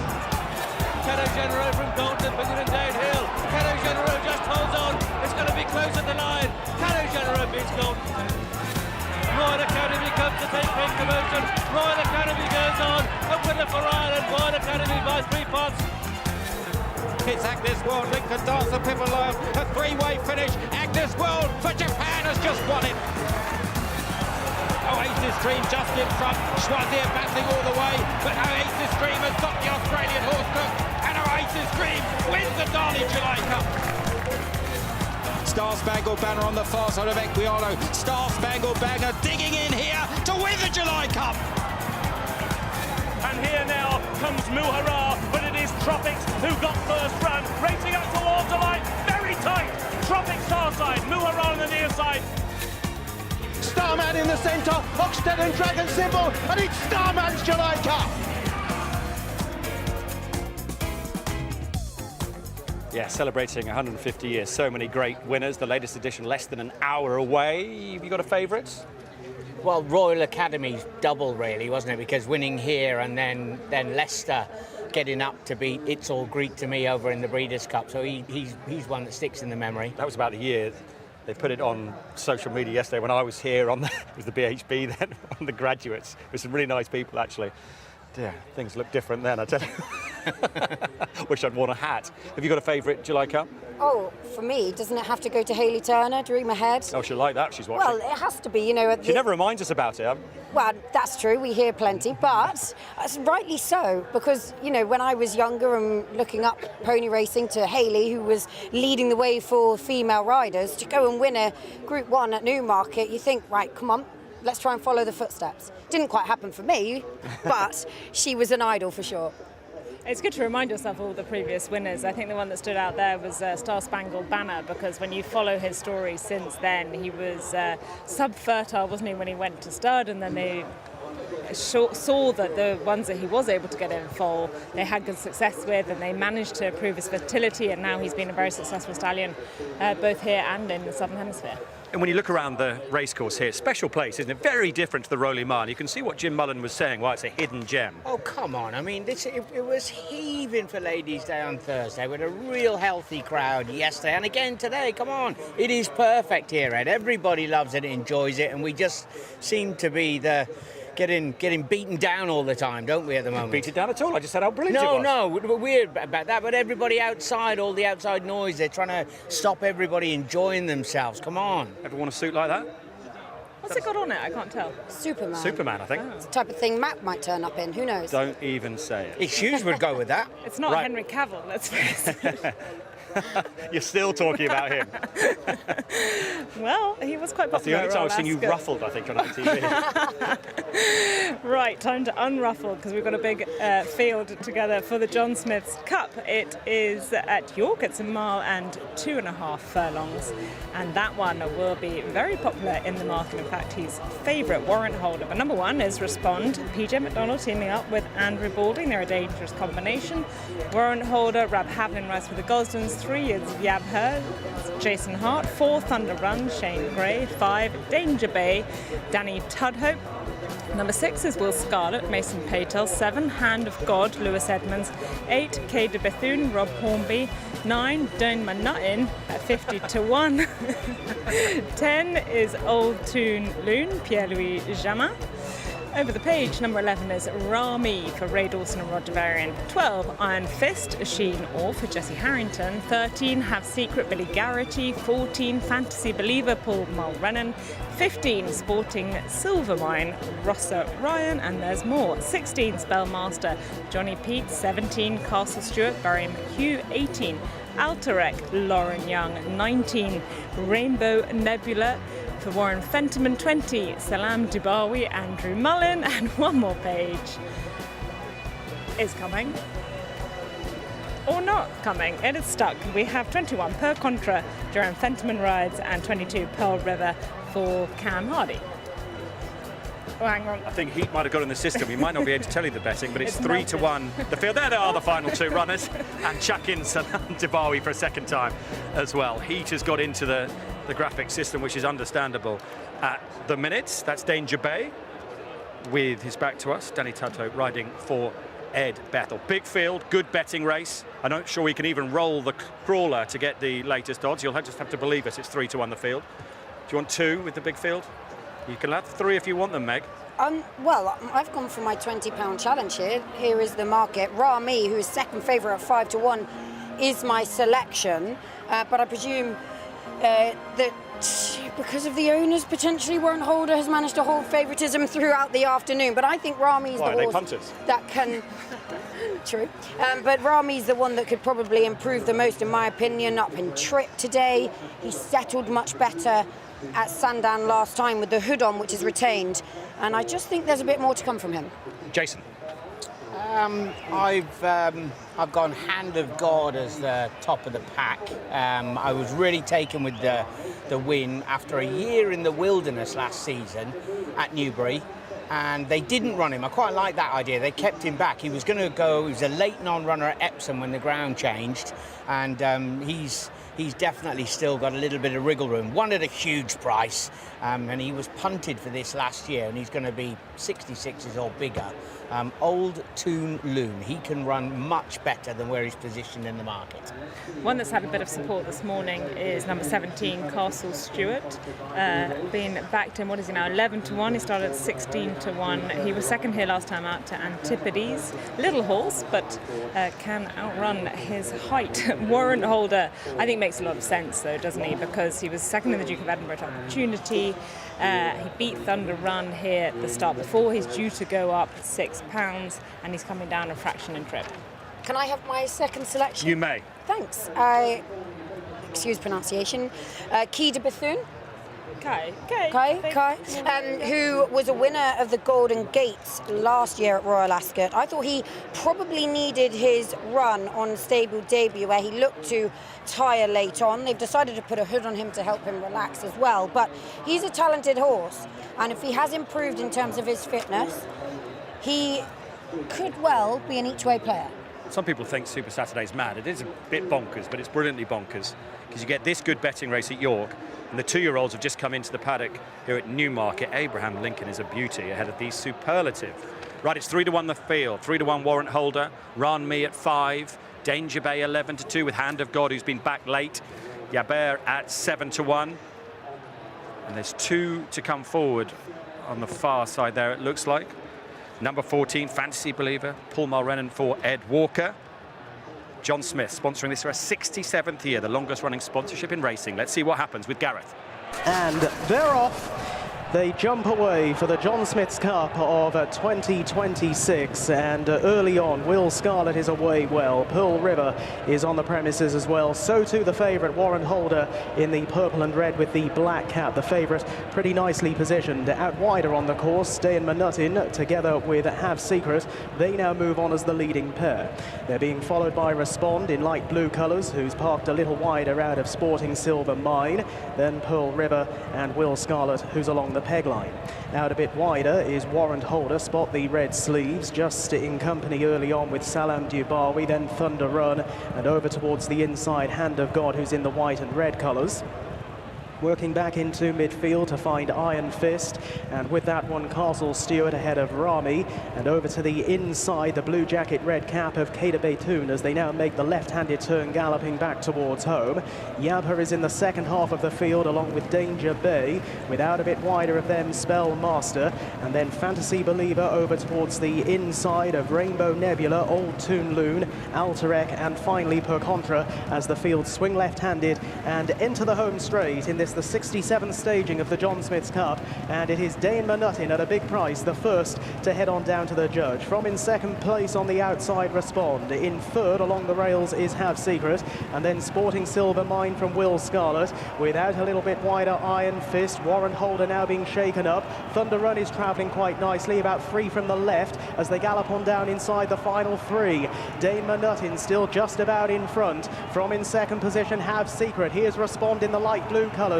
Salam Dubawi and Rami down the outside, picking up really well in the yellow jacket as they now race on down with a furlong and a half to go. It got fairly congested along the inside as Rami edges over to the rails, but now shows in front by a length, with now running on Hand of God down the outside in the red cap. Rami now trying to fend off Hand of God, and Rami's not running in a straight line. Hand of God is now to within a half length. The winning line is within touching distance, and it's Rami who gets there first in the John Smith's Cup. From Hand of God in second, they were followed in by Salam Dubawi. Danger Bay was never nearer, and Castle Stewart down the outside. A third John Smith's Cup for Roger Varian. Ray Dawson with another win on a fabulous season for him. Hand of God in second. If it had been closer than that, they might have had a look, the stewards, because those two get tight towards the end. The head-on will be interesting. Here it is for the places. You can pick out your horse, see whether you're in the first 4 if you had 5 as well. But the winner in what was a rough old race again, there's going to be so much to pick out of this. Your £20 challenge, Meg. You're about to hit the front on the outside. Yeah, a horse that's still clearly raw and immature. When he hit the front, he just drifted, wanted that rail just as a bit of company. And Jason, Hand of God's the one that people are going to think is unlucky because he just had to get checked a couple of times coming through runners. Yeah, it was funny when Ray made his move and he came over, but there was more.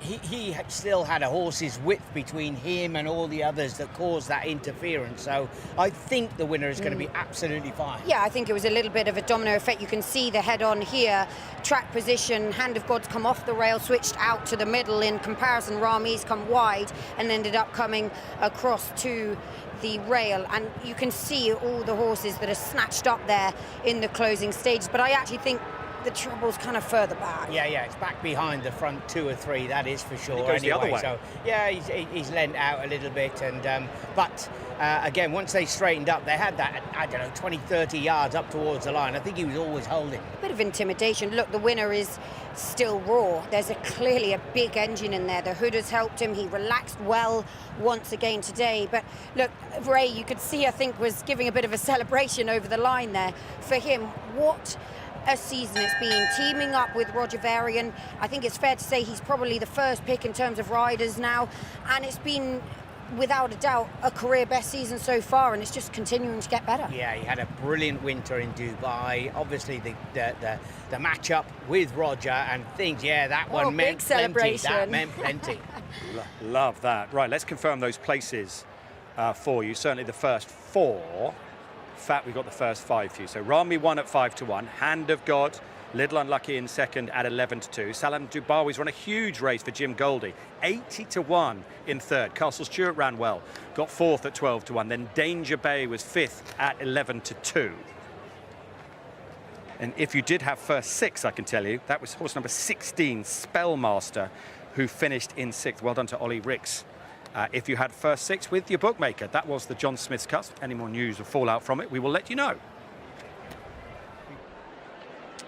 So next up, a bit of a change of tack. We've been focusing very much on the handicappers and group races. We stay with the group races, but it's a quality 2-year-old race, the Brutal Superlative Stakes. 7 furlongs is the trip, and it features once again a clash between Aidan O'Brien and Charlie Appleby. Aidan O'Brien heads up. Number 1, Abraham Lincoln, who saw his form franked earlier on this afternoon. Ryan Moore and Aidan O'Brien. 2 is Alfred Wallace, Billy Lockman. 3, Alhudeba. They need to continue what's been a great week for William Buick. He's on the 6th mark. Alhudeba has a little bit of a kink in, however, having unseated rider between 2 victories. Number 4 is Green Sovereign, Tom Marquand, who I think was the one who came off Alhudeba. Number 5 is Notable Dream, Marco Chiani. 6, Pikachu. Rowan Scott, and 7 is Silver Dominion for Oisin Murphy. Market is headed here by Abraham Lincoln. We always get told when they give them high-profile names they could be smart. Abraham Lincoln obviously had his form franked earlier on this afternoon when the horse he beat won our opener. 4-7 for Abraham Lincoln. Alhudeba 3-1. Pikachu 12-1. 16's Alfred Wallace. 22's Notable Dream. 28 Silver Dominion. And 33's Green Sovereign. Our featured 2-year-old race of the day, Group 2 Superlative.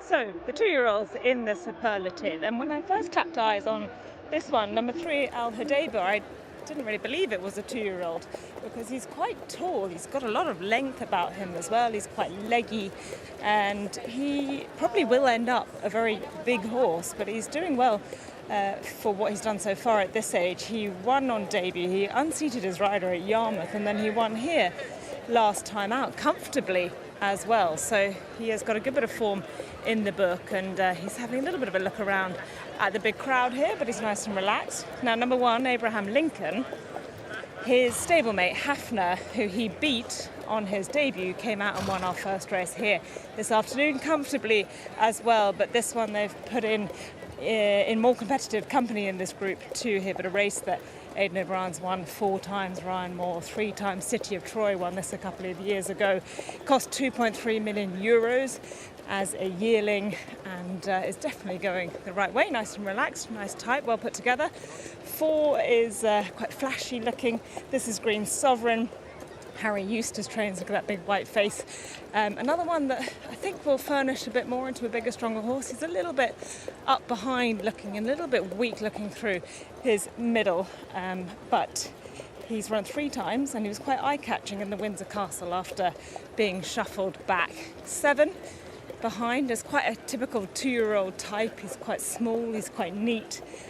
He's lacking a little bit in the hindquarters for what I like, a little bit short hip to tail. Has run once, won a Newbury Novice over 6.5 furlongs on good to soft, very different conditions here, and a much harder level. Number 5 in behind, this is Notable Dream. Marco Botti trains, Marco Chiani rides. Looks to have got himself quite sweaty. I think that is sweat, not water. A couple of starts for him, one at Lingford last time out on his 2nd start as favourite over 7 furlongs, so that's good. But he's essentially going from a maiden to a Group 2 here. 6 is Pikachu, who I like the look of. He very much caught my eye. Look at the way he's really striding along here. He's strutting his stuff. He's got the ears pricked. Looks quite pleased with himself, a confident chap. He's run twice. He hasn't won yet. Actually, he's the only one in the field that hasn't won, but he was 5th in the Chesham over 7 furlongs at Ascot, and he kept on.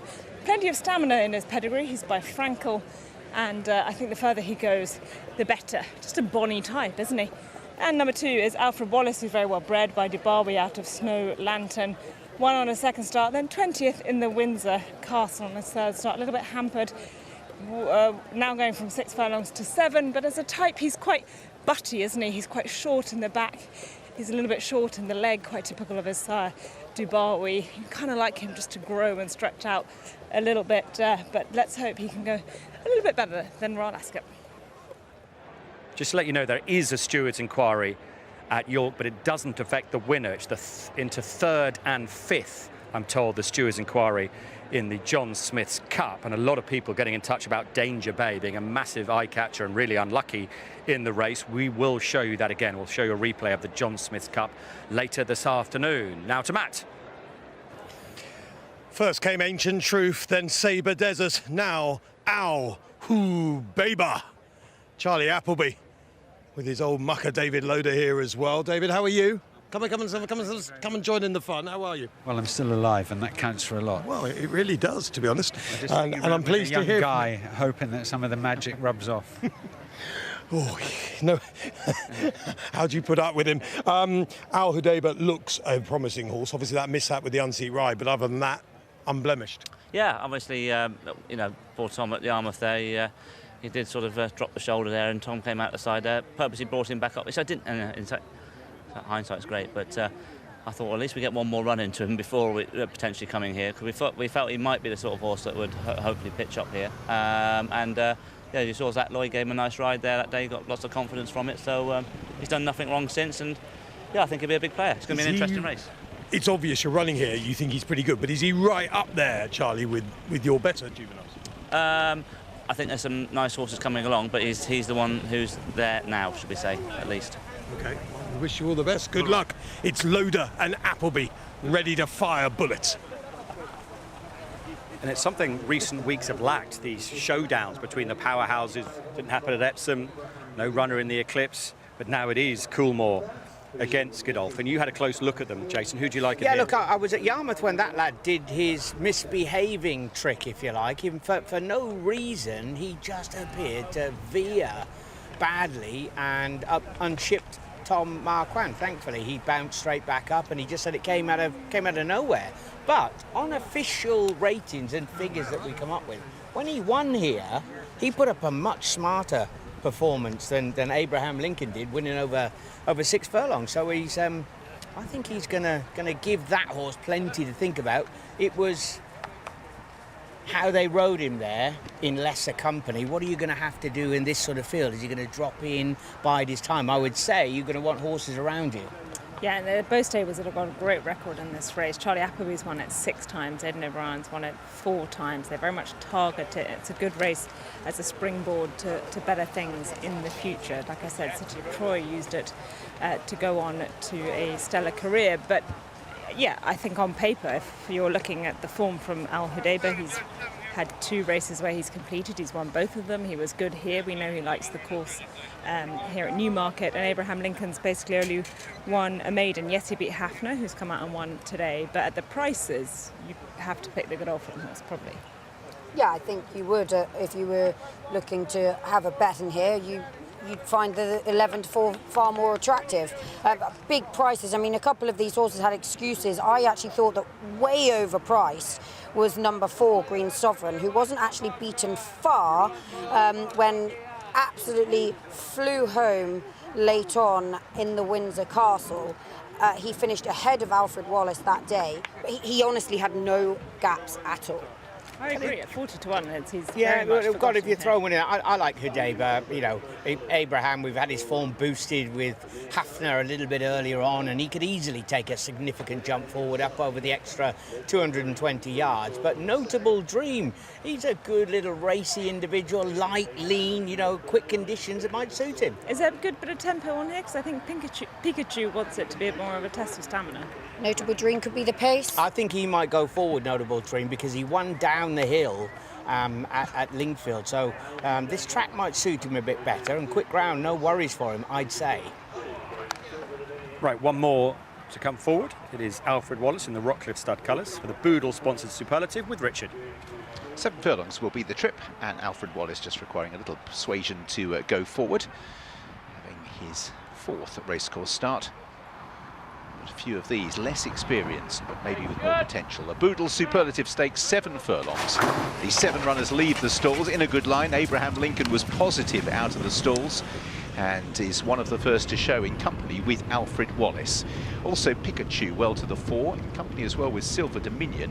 The white face of Green Sovereign. At this stage Al Hudayba is held up as they make their way through the first couple of furlongs. So out in the lead, Pikachu on the left-hand side in the purple, the white with the blue crossbelts of Alfred Wallace. Carting the way up is Notable Dream. Abraham Lincoln drifted back to midfield. Al Hudayba shadows that one in the noseband. The last 2 closer to the near side, Silver Dominion, and last of all is Green Sovereign. favourite. So just trying to get a bit of a breather in at halfway. Alfred Wallace continues to lead, pressed on either side by Notable Dream and Pikachu. Fourth place for Abraham Lincoln within 2 lengths of the lead. Al Hudayba racing on the outside of Silver Dominion, and last of all unridden is Green Sovereign. So we're now making our way inside the final 2.5 furlongs. Pikachu moves to Alfred Wallace. Abraham Lincoln just waiting for the split. Then Notable Dream. Behind these Al Hudayba. Abraham Lincoln now manoeuvred towards the far side. Al Hudayba follows that one over, but still Alfred Wallace and Pikachu. Now Abraham Lincoln delivers the challenge. Al Hudayba moving to the far side, near side Silver Dominion. Abraham Lincoln hits the front,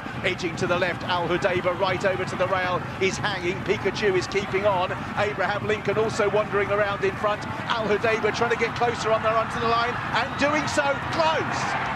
The noseband on the far side of Al Hudayba dips at Abraham Lincoln, who looked all over the winner, but may have just been nutted out of it in the closing bounds. That is close again. Third place horse is Pikachu. Again, heads going different ways, but that noseband seemed just to protrude. Oh, just I think Al Hudayba, who is favourite on the exchanges, 105. See what you think again. Look, the head's going different ways. Abraham Lincoln's in front there. We're reaching the mirror, and the nostrils come down, and it literally almost is a carbon copy. Maybe 103 Al Hudayba on the exchanges. It looks as if he pulled it out the fire. He's not easy, Al Hudayba. As Jason mentioned, he stopped to unship the rider at Yarmouth. He hung there for a while, but William Buick, if this goes his way, what a week he has had. It will be win number 7, but let's not jump the gun. Still a photo. With Norway to come later as well. This has been a theme the last week or so, these tight finishes, and it was fascinating to watch. He took dead aim, didn't he, at Ryan? Well, followed him ever and then got the rail. How much ability, if he has one? Here we go. Place. First, number 3, Ali Vader. And if you know the fact that he's managed to win despite running left, right, all over the place, and thankfully for him, I mean, there was probably 3 horse widths down on the inside. We might get a look at the head on at one point, and had there been 5 horses width, he would have used all of that room as well. This will be good to watch back. Look at Wilbur with the white nose band, and just there he's going to stick his nose in the gap between Abraham Lincoln and the horse on his inside, and just as he does that, he runs all the way to the rail. Will pulls his stick through, asks him to straighten up. Meanwhile, it looks like Abraham Lincoln is running true to the line, but just as he gets that position between the horse on his outside and the rail, he's able to straighten up. Whoa, there he goes. And he's clearly got a lot of ability. Oh yeah, he's gone both ways. And remember, we're talking about a pack animal in the wild. He'd be one who'd love to stay in the pack, wouldn't he? He wants to stay in the middle, protected from all ends. William, that looked to be a race where plenty of raw horses were rolling around the track a bit. I mean, this fella's a big guy. Is he just a baby? I hope so. I think he is, you know, he's got plenty of ability. He shows it at home. I wasn't sure whether I'd won, and I'd have been very, very cross if we hadn't have won, because, you know, he still did well to win, really. He just ducked in behind Ryan's horse there late on and cost him momentum, so the fact he still won was, you know, credit to him, really. I'm hoping that we can iron that out, because he's got a lot of ability, you know. You know, to be able to sort of lose momentum like that so late in the race and still win, you know, credit to him. So I think you can definitely upgrade that performance for sure. Not just in terms of mentally, but he's a big horse. In terms of his physical appearance, surely he's only going to get better with age. He's going to get better with age, and, you know, the ground's pretty quick out there now, so maybe he's just feeling that a little bit as well. Well done. Are we looking at a potential Guineas contender?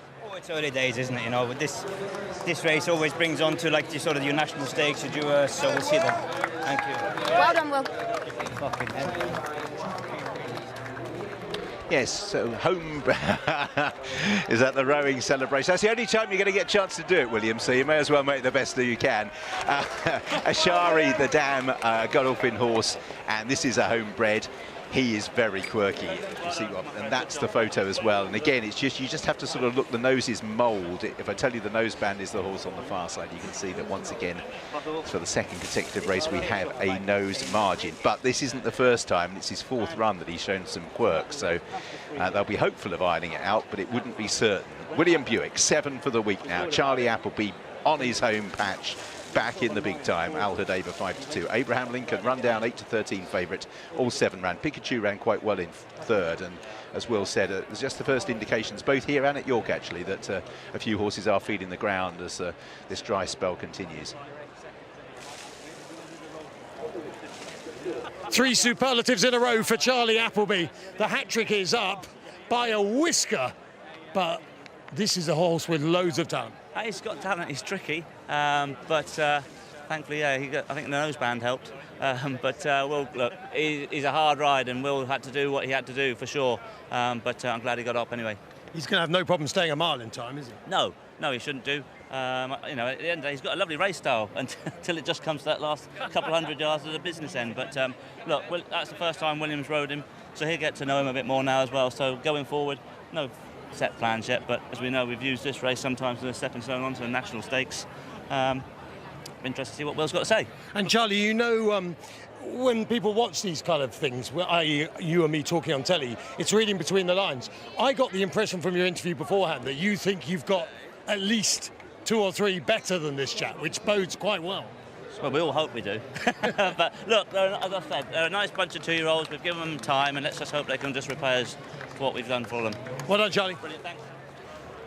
And we started on Thursday saying what a big 3 days this was for Charlie Appleby. He's had the winners, and he's winning the superlative for a 7th time, a race he won for the first time in 2016. Matt had a word with Aidan O'Brien, who said the favourite Abraham Lincoln idled in front. I'll come later with him next time. Meanwhile at York, the presentation for the 67th running of the John Smith's Cup.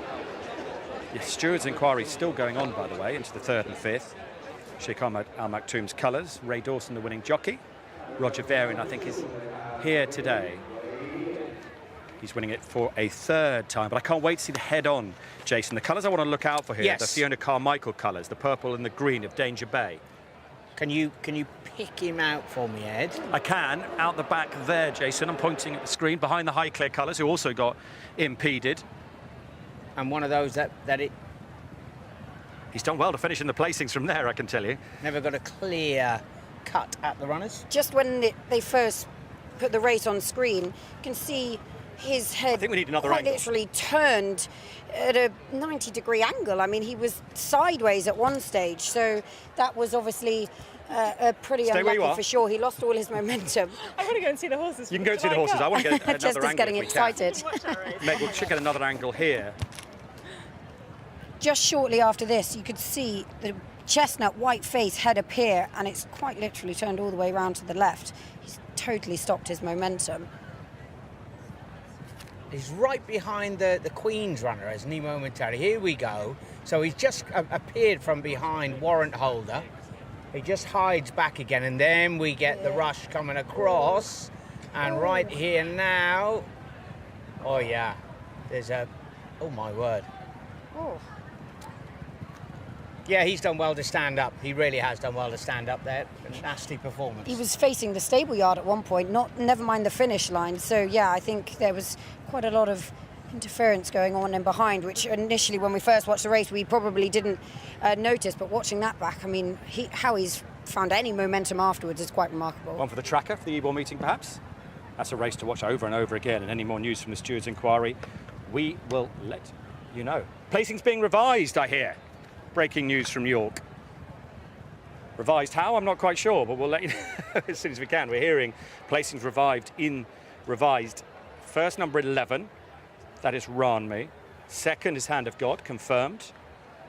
This is happening in my earpiece as we speak. Castle Stewart is promoted to 3rd, who originally finished 4th. And now Danger Bay finishes 4th, remarkably, from 5th. And the horse that finished 3rd past the post, the big-priced horse, has been demoted to 5th. That was Salam Dubawi, who finished in 3rd, demoted to 5th. So that is revised placing. Hearing Mike Vince's voice as we speak. I think we've got that spot on. So there we are. Result of the Steward's Inquiry. We will confirm that with the graphic when we come back. But our build-up is about to start to the big race, the July Cup, with international participation. Will he be rowing again? It's the race that gave Japan their first winner on British soil in 2000. Can they do it again this year with this horse, Tono Red? 2nd at Ascot again this year. What about the home team? She's been weak in the market. Venetian Sun for Carl Burke. Our build-up begins when we come back. Already, he's won the race 6 times. He's had a go on his car as well. So we big welcome William Hewitt.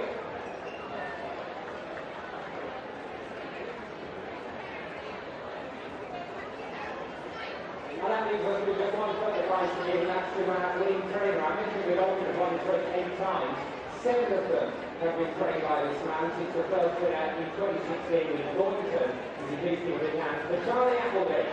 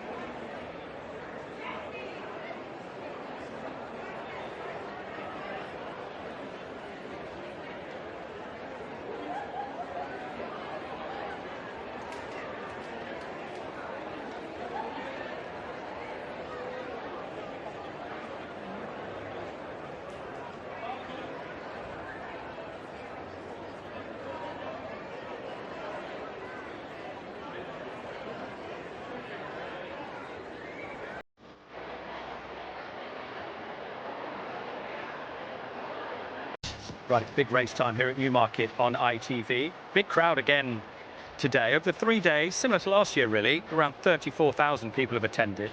So we're told by the racecourse 40% of those are first-time visitors, hadn't been here before, which is good to hear. And Ladies' Day was the best attended since 2019. Football bound to have an impact on crowd sizes this week. We know who he's supporting. We know how he'd celebrate tonight if they win.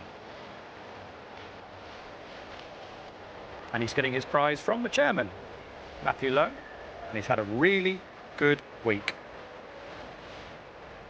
And he's still got Big Mojo to come, and he'll be watching, just in case you didn't know. It's an 8:45 start tonight on ITV1. Right, as promised, let's tell you the revised results from the John Smith Cup up at York. We knew the first two, they were unaffected, even though it was real rough and tumble in the straight. There were numerous unlucky horses, in particular the fourth that we picked out. So Castle Stewart got promoted to third, Danger Bay to fourth, and it was Sulam Dubawi demoted in the revised positions from third to fifth at 80 to 1. Hopefully, if you did back the big outsider there, you had first five in the market. But now it's all eyes on the challenges for the Group 1 July Cup.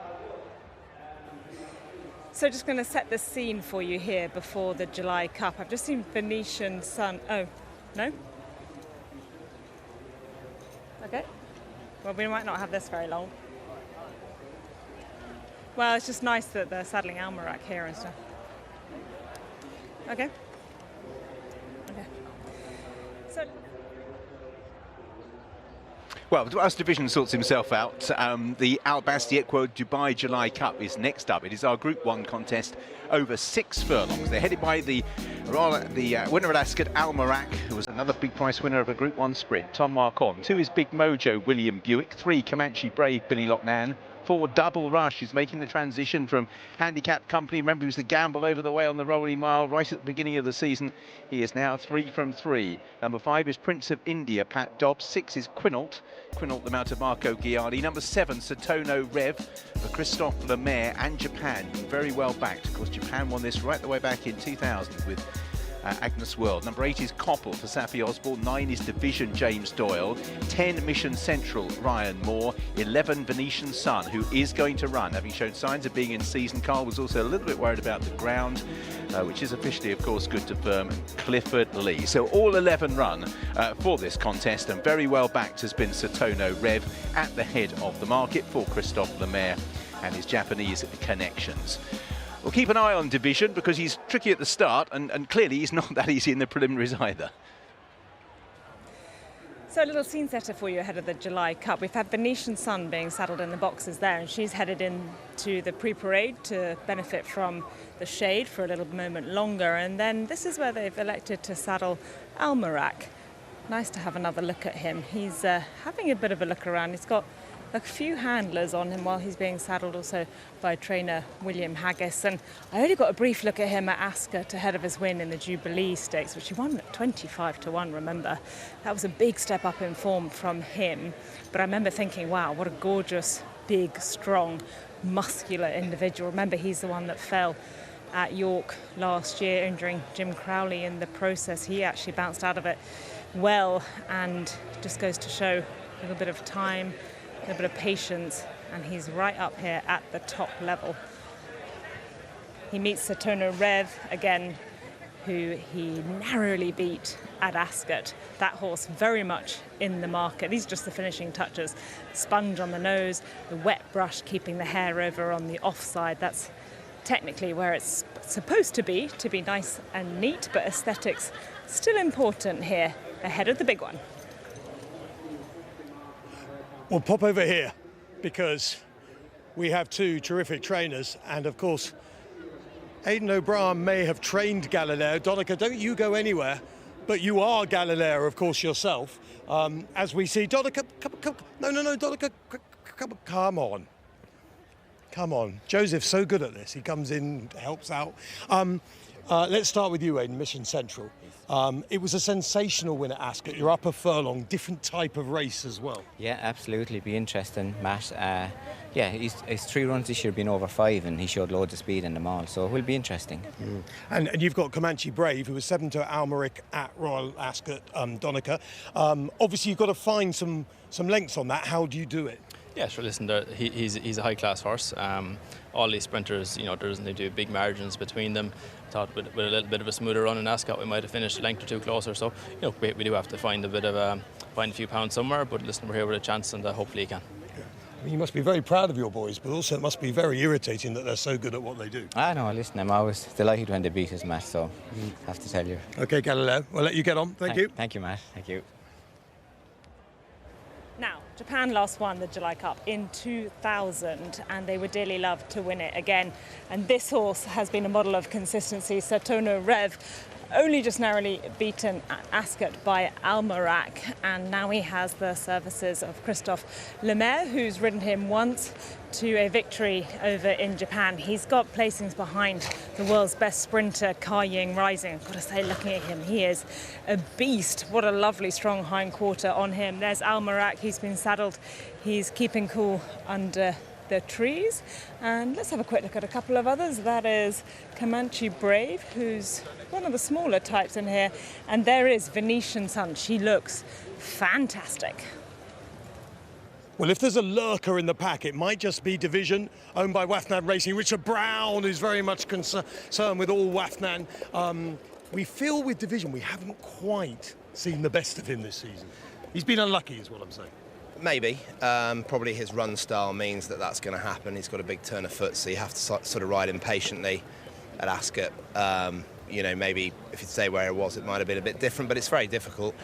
Not sure this course is necessarily going to lend itself to his style of running, but it's a July Cup. You've got to have a go, haven't you? Oh, you've got to have a go. That's what Wafnan's all about. Good luck. Thank you. Now, this in shot is Mission Central, who was the winner of the King Charles III Stakes at Ascot. Maybe a little bit of a surprise winner, but he was able to really bide his time. He got a really good ride there from Ryan Moore and came through with a great late flourish. Look at him physically. He's probably, well, I'm guessing he'd be one of the smaller horses in the field and lighter, and he's hard fit. Look at him there behind the number cloth, the real waspy waist. There is not a pick on him, and when you spin back to find Saturno Rev in behind him, looks by the size of him that he'd eat Mission Central for breakfast. Look at the size of him. He's so impressive. Of course, he's a lot older. He's a 7-year-old now, and he's an absolute powerhouse. Let's look at number 8. It's Koppel, who needs to find a little bit of improvement here. He was 8th in the Commonwealth Cup, having won the trial, but he's a 3-year-old, one of the smaller types in the field as well. Well, I wonder if the ace in the pack could be Double Rush for Ace Stud. Annalisa Bording representing trainer Andrew as the Ace Stud representative. Scatter, I have this effect on people. Double Rush, you keep winning, but this is the ultimate test. Absolutely. Look, he's had a brilliant year so far, but he's got to improve again. But the trajectory's been going the right way. He's a very, very simple horse to train, and the lads at home have done a great job. But he's got to step up again. But he's here, he's in great form, and it's just fantastic to have a runner in a race like this. Yeah, wish you all the best. Good luck, Annalisa. Thank you. Thank you. Now, the next horse I want to have a look at is number 9, Division, because William Haggis has got a strong hand here, not only with Almerac, but this horse as well. He's only a 3-year-old. He was second to Venetian Sun at Haydock and then third to her in the Commonwealth Cup, and has shaped with a lot of promise. Whether he's quite there yet, maybe not, but I think he'll be a very good sprinter in the future, if not quite yet today. He's got the earplugs there just tied behind his ears, but he's got a bit of furnishing to do. You can tell he's still a 3-year-old, slightly on the weaker side compared to some of these big individuals, and one of them being, of course, his stablemate, again, Almerac. He's an absolute beauty, isn't he? Maybe the market thinks that his win at Royal Ascot was something of a fluke because he won at such a big price, but I think he's improving rapidly.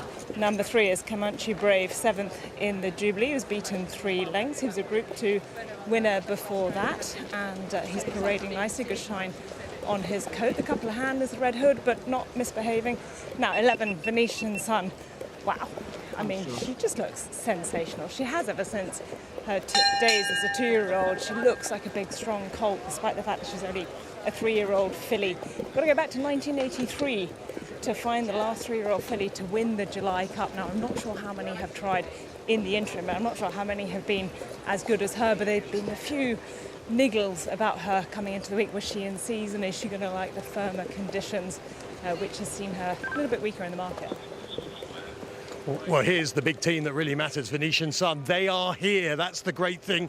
Carl Burke, Patrick Veach, the master gambler turned supremo when it comes to Tony Bloom's horses. Patrick, first of all, I mean, have you just been playing the markets? 1 minute you were 2-1 favourite, then you've gone out to about 7-1. Now you've come back in. You are one of the biggest gamblers in the world. Tony Bloom's one of the biggest gamblers in the world. Have you just had a bit of fun?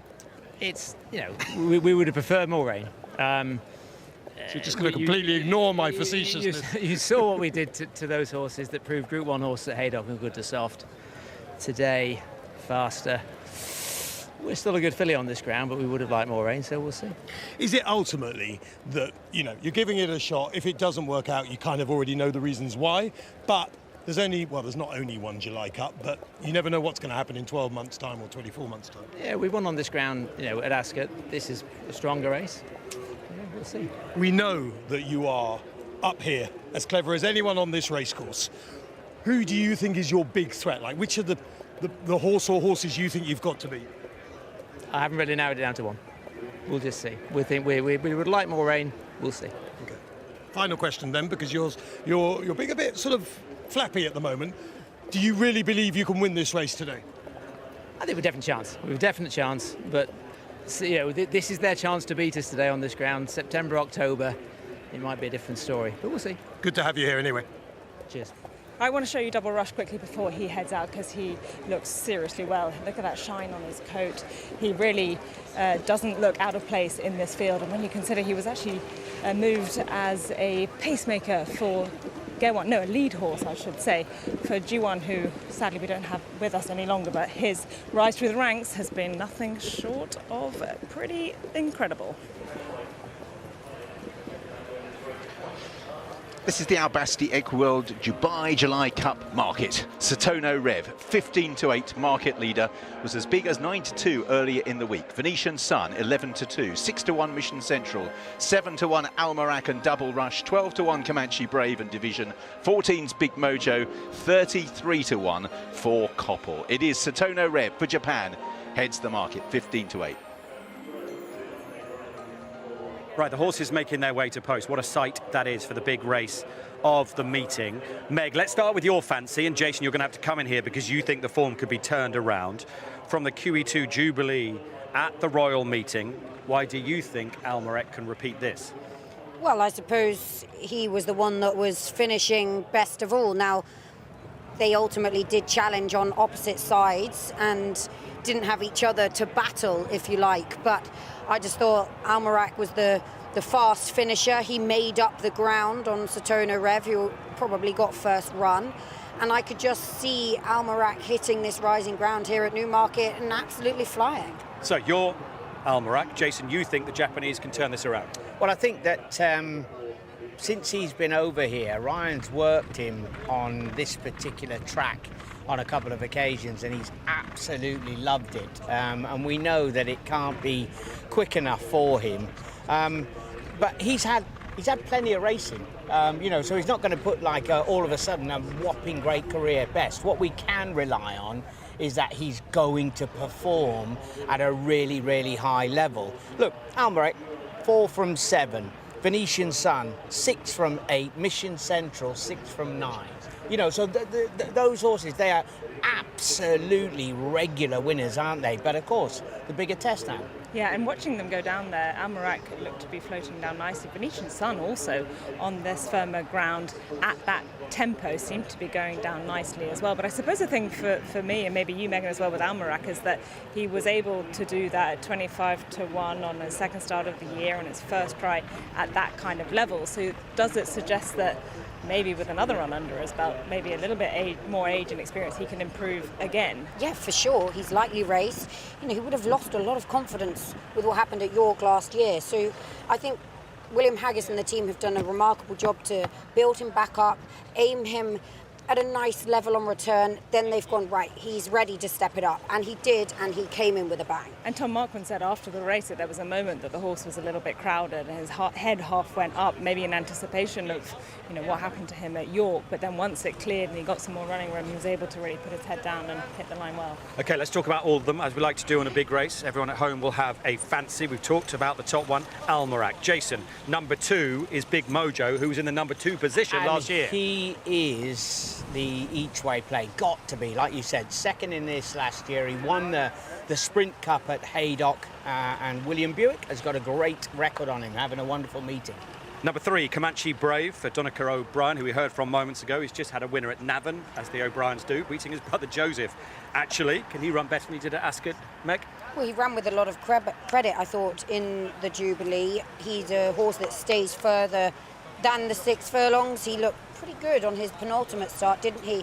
Maybe just falls a little short at the very top level. There's the A-stud colours with the back to us. Francesca sounded keen, Jason. I'm very keen on Double Rush, who the trainer has transformed, as Francesca said. Look, he's the low mileage improver, and look, he won from 90.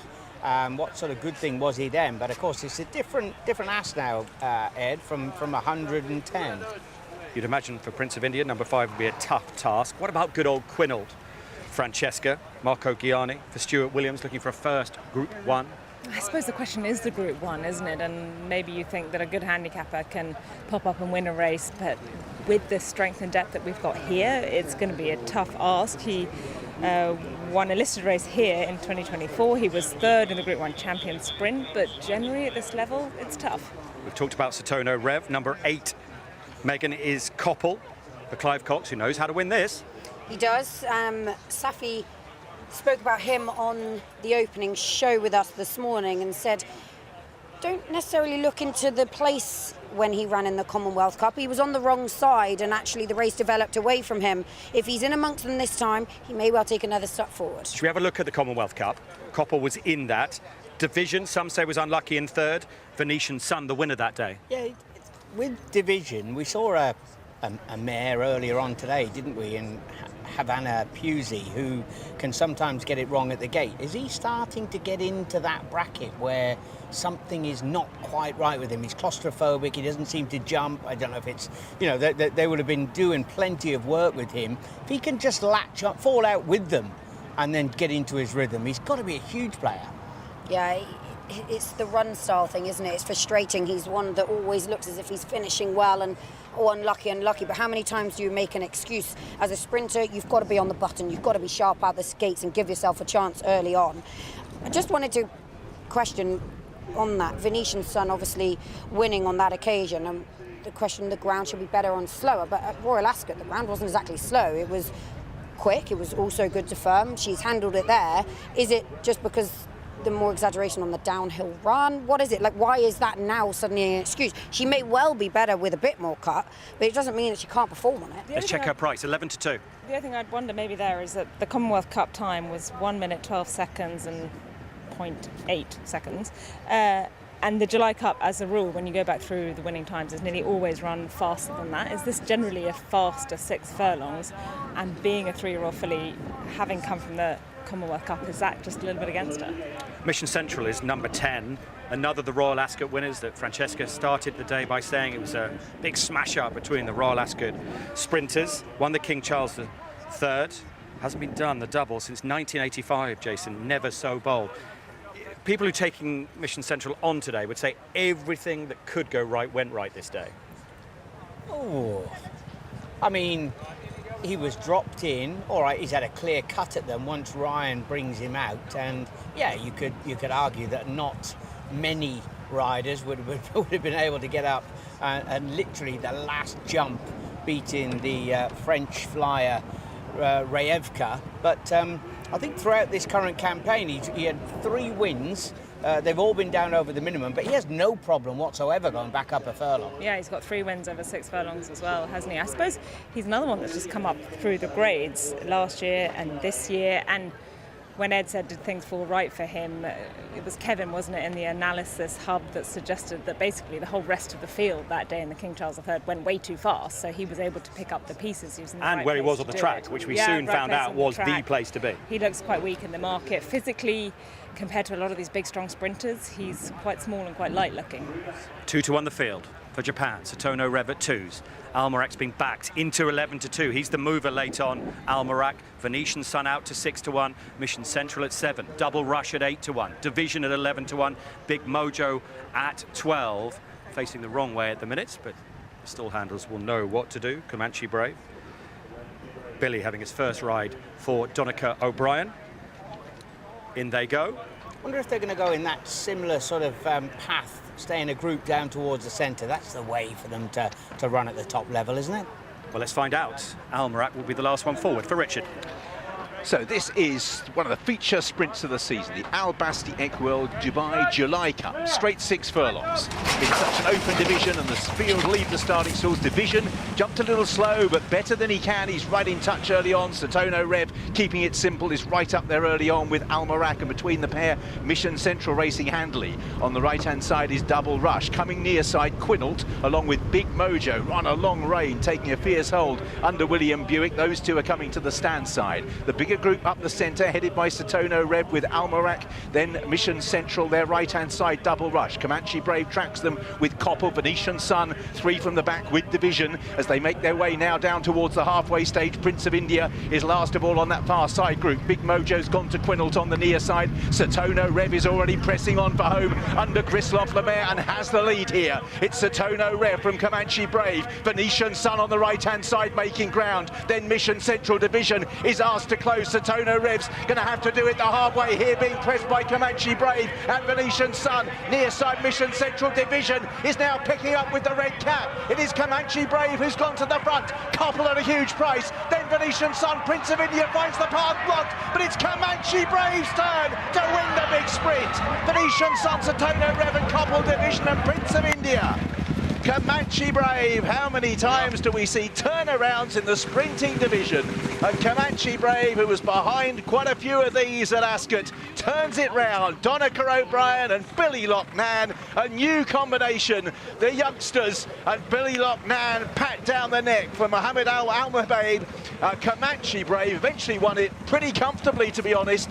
Venetian Sun came through the pack. Satono Rev kept on and shares a photo for third with Koppel, which may just go the Japanese's way. How they wish the photo at Ascot had gone their way. This time it's only for third division. Prince of India ran well. He got stopped late on, but Comanche Brave it was over on the far side. And the celebrations for Billy Loughnane, a Group 1 winner just over the way with Bo Echo, and now one on the July course with Comanche Brave.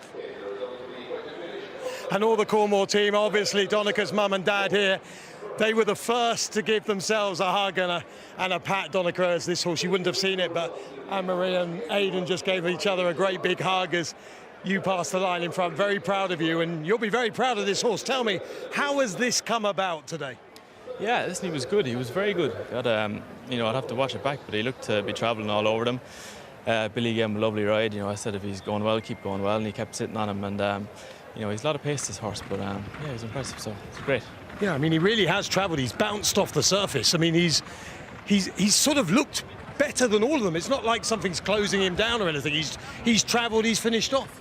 No, he was very impressive. Yeah, so listen, big well done to the owners, Mr. Al Muhadeb and Khaled Mishrif. They bought him when he was out running in Saudi, and in fairness to him, they believed a lot in this horse, and they believed that he could compete at this level, and you know, they've been proven right today, so big well done to them. And Donica, do you appreciate your family as a whole? I mean, I was joking a little bit, obviously, with Aidan about being Galileo before, but you've got Joseph, who's just won the Oaks. You've just won the July Cup. Aidan, I think, last time counting 12 Group 1s this season. I mean, the O'Briens, you lot are just crazy cool, aren't you? Yeah, listen, it's a bloody hard game, this, and we all work hard at it, so you know, it's nice when it pays off. Well, today, it's all about Donica. Well done. Thanks, man. Thank you. Okay, lads. And Billy too, mind. For Donica, he was on the cold list until, what, 10 days ago? Then suddenly, bang, big performance in the Eclipse, and then he's won 2 Group 1s in a space of a week. And Meg, after despair, I think it's fair to say yesterday, delight for Billy. Yeah, Billy is absolutely buzzing, absolutely loving this.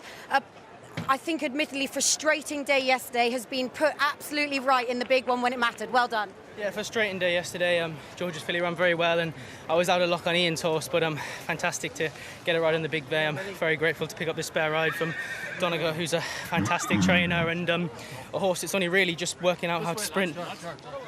Yeah, he is obviously sort of been seen over further previously, but is that possibly a good thing in a sprint like this where they go a good tempo? You have to stay well. Yeah, for sure, and he had the most beautiful setup. I was taken back into the furlong and a half. I just wanted to nurse him through the downhill section and then let him do his stuff.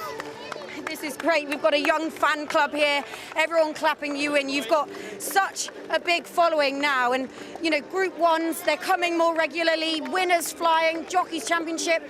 surely it couldn't go any better if you tried. I'm in a pinch myself position. I'm fortunate enough to be riding for some very powerful connections, and I have a great team behind me, and thankfully I'm the lucky one that gets to partner these great horses.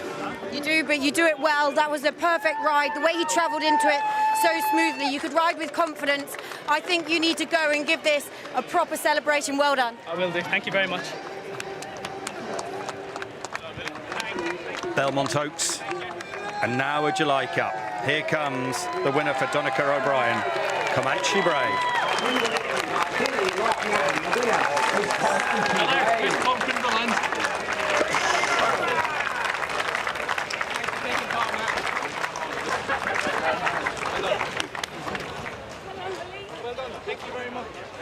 And we mentioned there's no end to the O'Brien talents. Well, they bred this horse as well, did Aidan and Anne-Marie, under their name of Whisperview Trading Limited, who that's the second big race winner that they bred this campaign.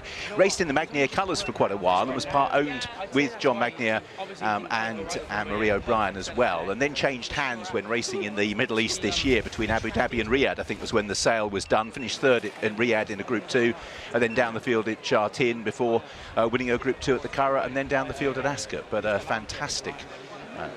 The O'Brien family just going from strength to strength with numerous generations, and the animation and sheer delight of a home success for Billy Loughnane shines through as it did on the Rowley Mile. Comanche Brave wins at 11-1 for Billy Loughnane, Donica O'Brien and Mr. Obeded, and second number 11 was Venetian Sun for Clifford Lee at 6-1, who ran really well. She was a little further back, and maybe these days on this ground 7's what she needs, but she ran really well. And Sato Rev, who was up there to be shot at, eventually finished in third, the 2-1 favourite, getting the better of that photo. What a great photo that is going to be for Donica O'Brien and Billy Loughnane.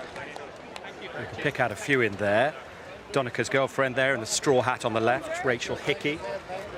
In the waistcoat, I think that's Joe Hall. Dara Dwan is the travelling head lad who's in amongst it. A real team effort, isn't that amazing?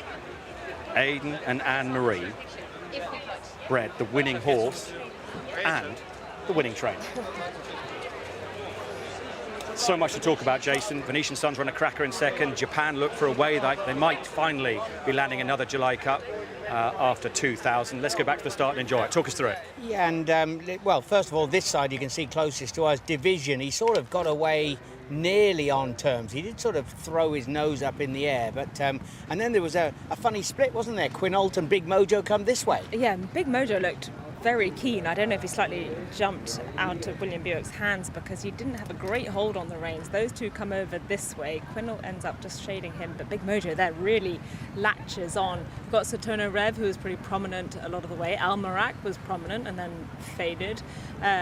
Mission Central was right there. And where's the eventual winner now? The winner's 3 from the right of your screen at the moment, tucked in, and oh my word, did he travel! Oh, so powerfully. He's got quicker as he's got older, and I suppose he's probably be trained as a sprinter now, because the way he's travelling through over this 6 furlongs, he was the eye catcher from a long way out. A perfect sit there, wasn't it? He had 3 horses in front of him, holding him in, nice and cosy, got some cover, and then it all just opened up in front of him. And that's the moment when you look at all the jockeys who are getting quite animated. Meanwhile, Billy's still sat there. And you talk about tactics, don't you? Satono Rev, who's just about making the running on the far side. He was held up at Ascot, he's been beaten a nose, and he's rallied again here. I think he's probably better with a little bit of a chance early on, but could be called a winner from some way down. Billy the Kid again. Brilliant. Brilliant. That's what a top sportsman does. Bounces back from what went wrong yesterday, celebrating again today with the smile that lights this place up. A local winner in the saddle. Venetian Sun's run a cracker. Yeah, and I'll give you a little line about Donica. You know, when you talk about the amount of winners that he has had, well, I can tell you, only in his first year he had a Group 1 winner. Second year he didn't train one, but then in the consecutive ones after, all the time. Come on!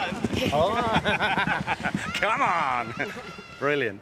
And I remember, didn't Donica send this horse over to take on the best sprinter in the world? And everyone said, Donica, you're absolutely bonkers, what are you doing? As John McCurrett used to say, he knew. There's Billy in the drive. Actually, what he said there, Jason, only just learning how to sprint. Well, crazy, the winner. Isn't it? Crazy, because he came back from the the whooping that he took off Car Ying Rising, if you like. Well, he didn't run too bad, and then he put up a career best at the Curragh, beating Big Gossy, who's a good yardstick, no good at Ascot. But that is another jump forward again today. It's just the way he travelled, which was the most taking for me. A good, honest gallop, and he just was powerfully in Billy's hands throughout. I thought a really good run from Koppel, who looked to have changed paths a couple of times, a little bit awkward under pressure, but he's a horse to keep an eye on. But jockey to keep an eye on, as we were saying, with a championship in his sights. He's having Group 1 winners now on a more regular basis. Imagine Rebels Romance, his first Group 1 winner. Now they're coming buses, isn't it? Such a great They come lad like as well. red buses. Such a great lad. And I like the way he was really revving the crowd up as he went in on the winner to the winner's enclosure. He was putting his arms up, getting them to really cheer and get involved, and that is brilliant for the sport. Right, let's get some reaction from placed horses and others. Matt. Well, the decision to run Venetian Sun was the right one. Well done to Carl Burt. Carl, you ummed and ahed, but boy, you've made the right decision. I mean, you'll be frustrated not to win, but you've run an absolute stormer. She's a top-class filly, isn't she? She's proved that today. I just hope when the autumn comes, we get the rain that we're not getting now. Yeah, so we're talking about a bit of juice, hopefully in the Haydock Sprint, maybe Ascot, maybe even Keeneland for the Breeders' Cup. Yeah, the three races in the autumn. We've got to think about the French race, the Jacques Leroy. That's in 4 weeks' time, so if she comes out of it well, that's doable as well. Hold on, that's over sorry, not the Maurice de Guiche. Maurice de Guiche, sorry. Right, yeah, I was going to say, you'll be up to a mile. Patrick Veach is really? We're going a mile? Yeah, the other race. Yeah, Maurice de Guiche, which is 6.5, I think. 6.5, which is, it's just short of 6.5 furlongs, really, on a flat track as well. So that's a big possibility. We'll just keep an eye, obviously, do what's best for her, really. But also, we've learned today, she can go on anything. So you're not completely ground dependent in any way. Well, I don't think we ever have been. I mean, she's raced on this ground as a 2-year-old, but every time she came in, even when she was winning, Cliff was saying she feels the ground, she feels the ground. So the only time she's ran on soft ground really was at Haydock, and she showed what she could do then. Well, thanks to you, Tony Vici, for running today. It really added to the race, so well done. Thank you. And she'll have more big days. So here's the presentation for the Al Basti Equiworld Dubai July Cup from the sponsors. Lahej Al Basti is in charge. Here's the winning trainer. And the key here, Jason, for me, is at Royal Ascot, he was still quiet, Donica, and on the cold list, really, for a long time, and then suddenly he's stayed with suddenly. Because people say, how's he 7th for this? The fact is he's stayed with absolutely cold fire. Aidan wins just about all of them, and he's on trying to break the world record with the Group 1s. Joseph has won a whole host of cups globally all over the world. Donica, from a real smaller number, 7 years he's been training. In 6 of those 7 years, he's had multiple Group 1 winners. That's remarkable strike rate. Here comes girlfriend Rachel and the winning breeders. You just can't keep them off a winner's podium. Anne-Marie with the cup. And they seem to celebrate any which way, the O'Briens. Extraordinary. With Joseph having a great season as well. Oaks winner. Here he is. Well done, Billy. Another Group 1 in the bag, a domestic Group 1. And with Bo Echo to look forward to in the Sussex Stakes at the Qatar Goodwood Festival.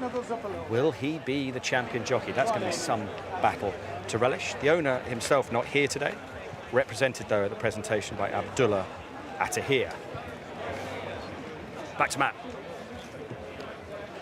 Christophe Lemaire, the rider of Sato Noréve. Christophe, you travelled well for much of the race. Yeah, he travelled very well, very comfortable, very relaxed. I was pleased with his way of running. But unfortunately, he didn't pick up very well when I asked him.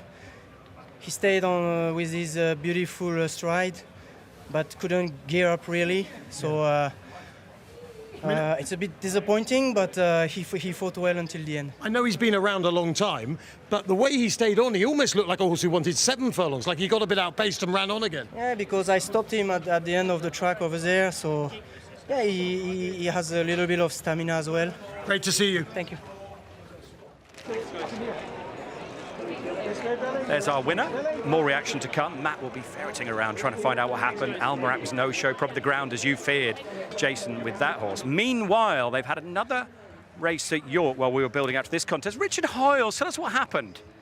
Oh, that's cruel, Ed. Well, it's not cruel because it's fantastic. I'm associated with Dan Horsford. We had our first winner at York, courtesy of Cruden, who'd been banging his head against the crossbar. And that's 7 flat winners now, and 5 of those we managed to buy ourselves. So that's really nice to see. Well done to Ross Ryan. It was his first start for the yard. Well done to Amy. And thanks for showing that. It means an awful lot to us to have a winner at a place like York for the Martins, who have been such great supporters. There's Jenny in the background there. Ah, well done, Richard and the team. I love seeing those colours winning again, the Dextra Dove colours and others. Brilliant. And it's back to York we go again now for our last race. It's the John Smith Silver Cup Stakes. It's a Group 3 over a mile and 6 furlongs. Number 1 is Arabian Force, Jason Hart, rides William Haggis. 2, Duke of Oxford, Rob Hornby for Michael Bell. 3, Epic Poet, Danny Tudhope, David O'Mara. 4 is the favourite, Mount Atlas, PJ McDonald and Andrew Balding. 5 is Table Talk, Ross Ryan for Tom Clover. And then there's one more, which is Peace Bell, William Pyle for Jenny Candlish as 100-1 outsider. Here's the betting. Just reading as you feared, Meg, from earlier on, Joe Mason, 4 days for Careless. Off that instant earlier, as you pretty much predicted. Mountain Atlas, the favourite at 15-8. Table Talk, 2-1. Arabian Force at 11-4. Epic Poet at 7-1. 33-1. Bar. Let's quickly get back to Matt as they're down at the start there. And we wanted to catch up with Safi Osborne, who's just about to come out. We were just wanting to talk to you, Saf, because we thought you got an absolute belting run off Coppell. You must be really proud of that. Yeah, he ran super. He was unfortunately just sort of lugging a little bit in behind the eventual winner, which probably, like, it's hard to know, obviously, whether he would have won or not, but he's run an absolute cracker, way outrun his odds and proved what a smart horse he is today, and really up to that level against the older boys. Lugging because he'd like a bit more juice, do you think? Or? I don't know. Obviously, Clive knows him a lot better. This is the first time I've ridden him in on a track, but it's a horse that's won on good ground, but that ground's pretty quick out there. But no, he's run an absolute cracker. Well, you've got a great tune, and thanks for being on the opening show, and well done. Thanks. Yeah, well done to Safi there. But let's concentrate on the Silver Cup for a minute, because we've got Mount Atlas and Table Talk right at the top of the market, and they finished pretty close up to each other last time out here at York in the Grand Cup. Table Talk is now the favourite. Which one did you go with? Yeah, just, or neither of the two? I was with Table Talk, but I mean, Francesca, they should nearly be joint favourites because there was nothing between them on this occasion. It was Table Talk who was just second ahead of Mount Atlas. How can that form be reversed? I'm not sure. Which way are you going, Meg? Which way I've gone Table Talk. Have you? You've gone Mount Atlas. Which way have you gone? Mount Atlas. Well, there you go. I mean, this was quite remarkable, wasn't it? Good old Gregory bounced back from a long time off the track to beat the pair of them, but I didn't really see much in them, and I don't think there will be once again. Yeah, and going outside of that race, more to their body of work, Table Talk is slightly higher rated, 113 versus Mount Atlas 111, and they're carrying the same weight here in the listed race. Group 3, sorry. Yeah, I guess maybe it's going to be tactics. Who's going to make the running here? Is that going to impact the result? Both of these horses, Table Talk and Mount Atlas, stay this trip extremely well, but Epic Poet likes to be dropped in. Arabian Force is stepping up in trip. Jace, who's going to make it? I think Arabian Force will go. I mean, third in the Great Voltage here, and all right, he was 11.5 behind Cal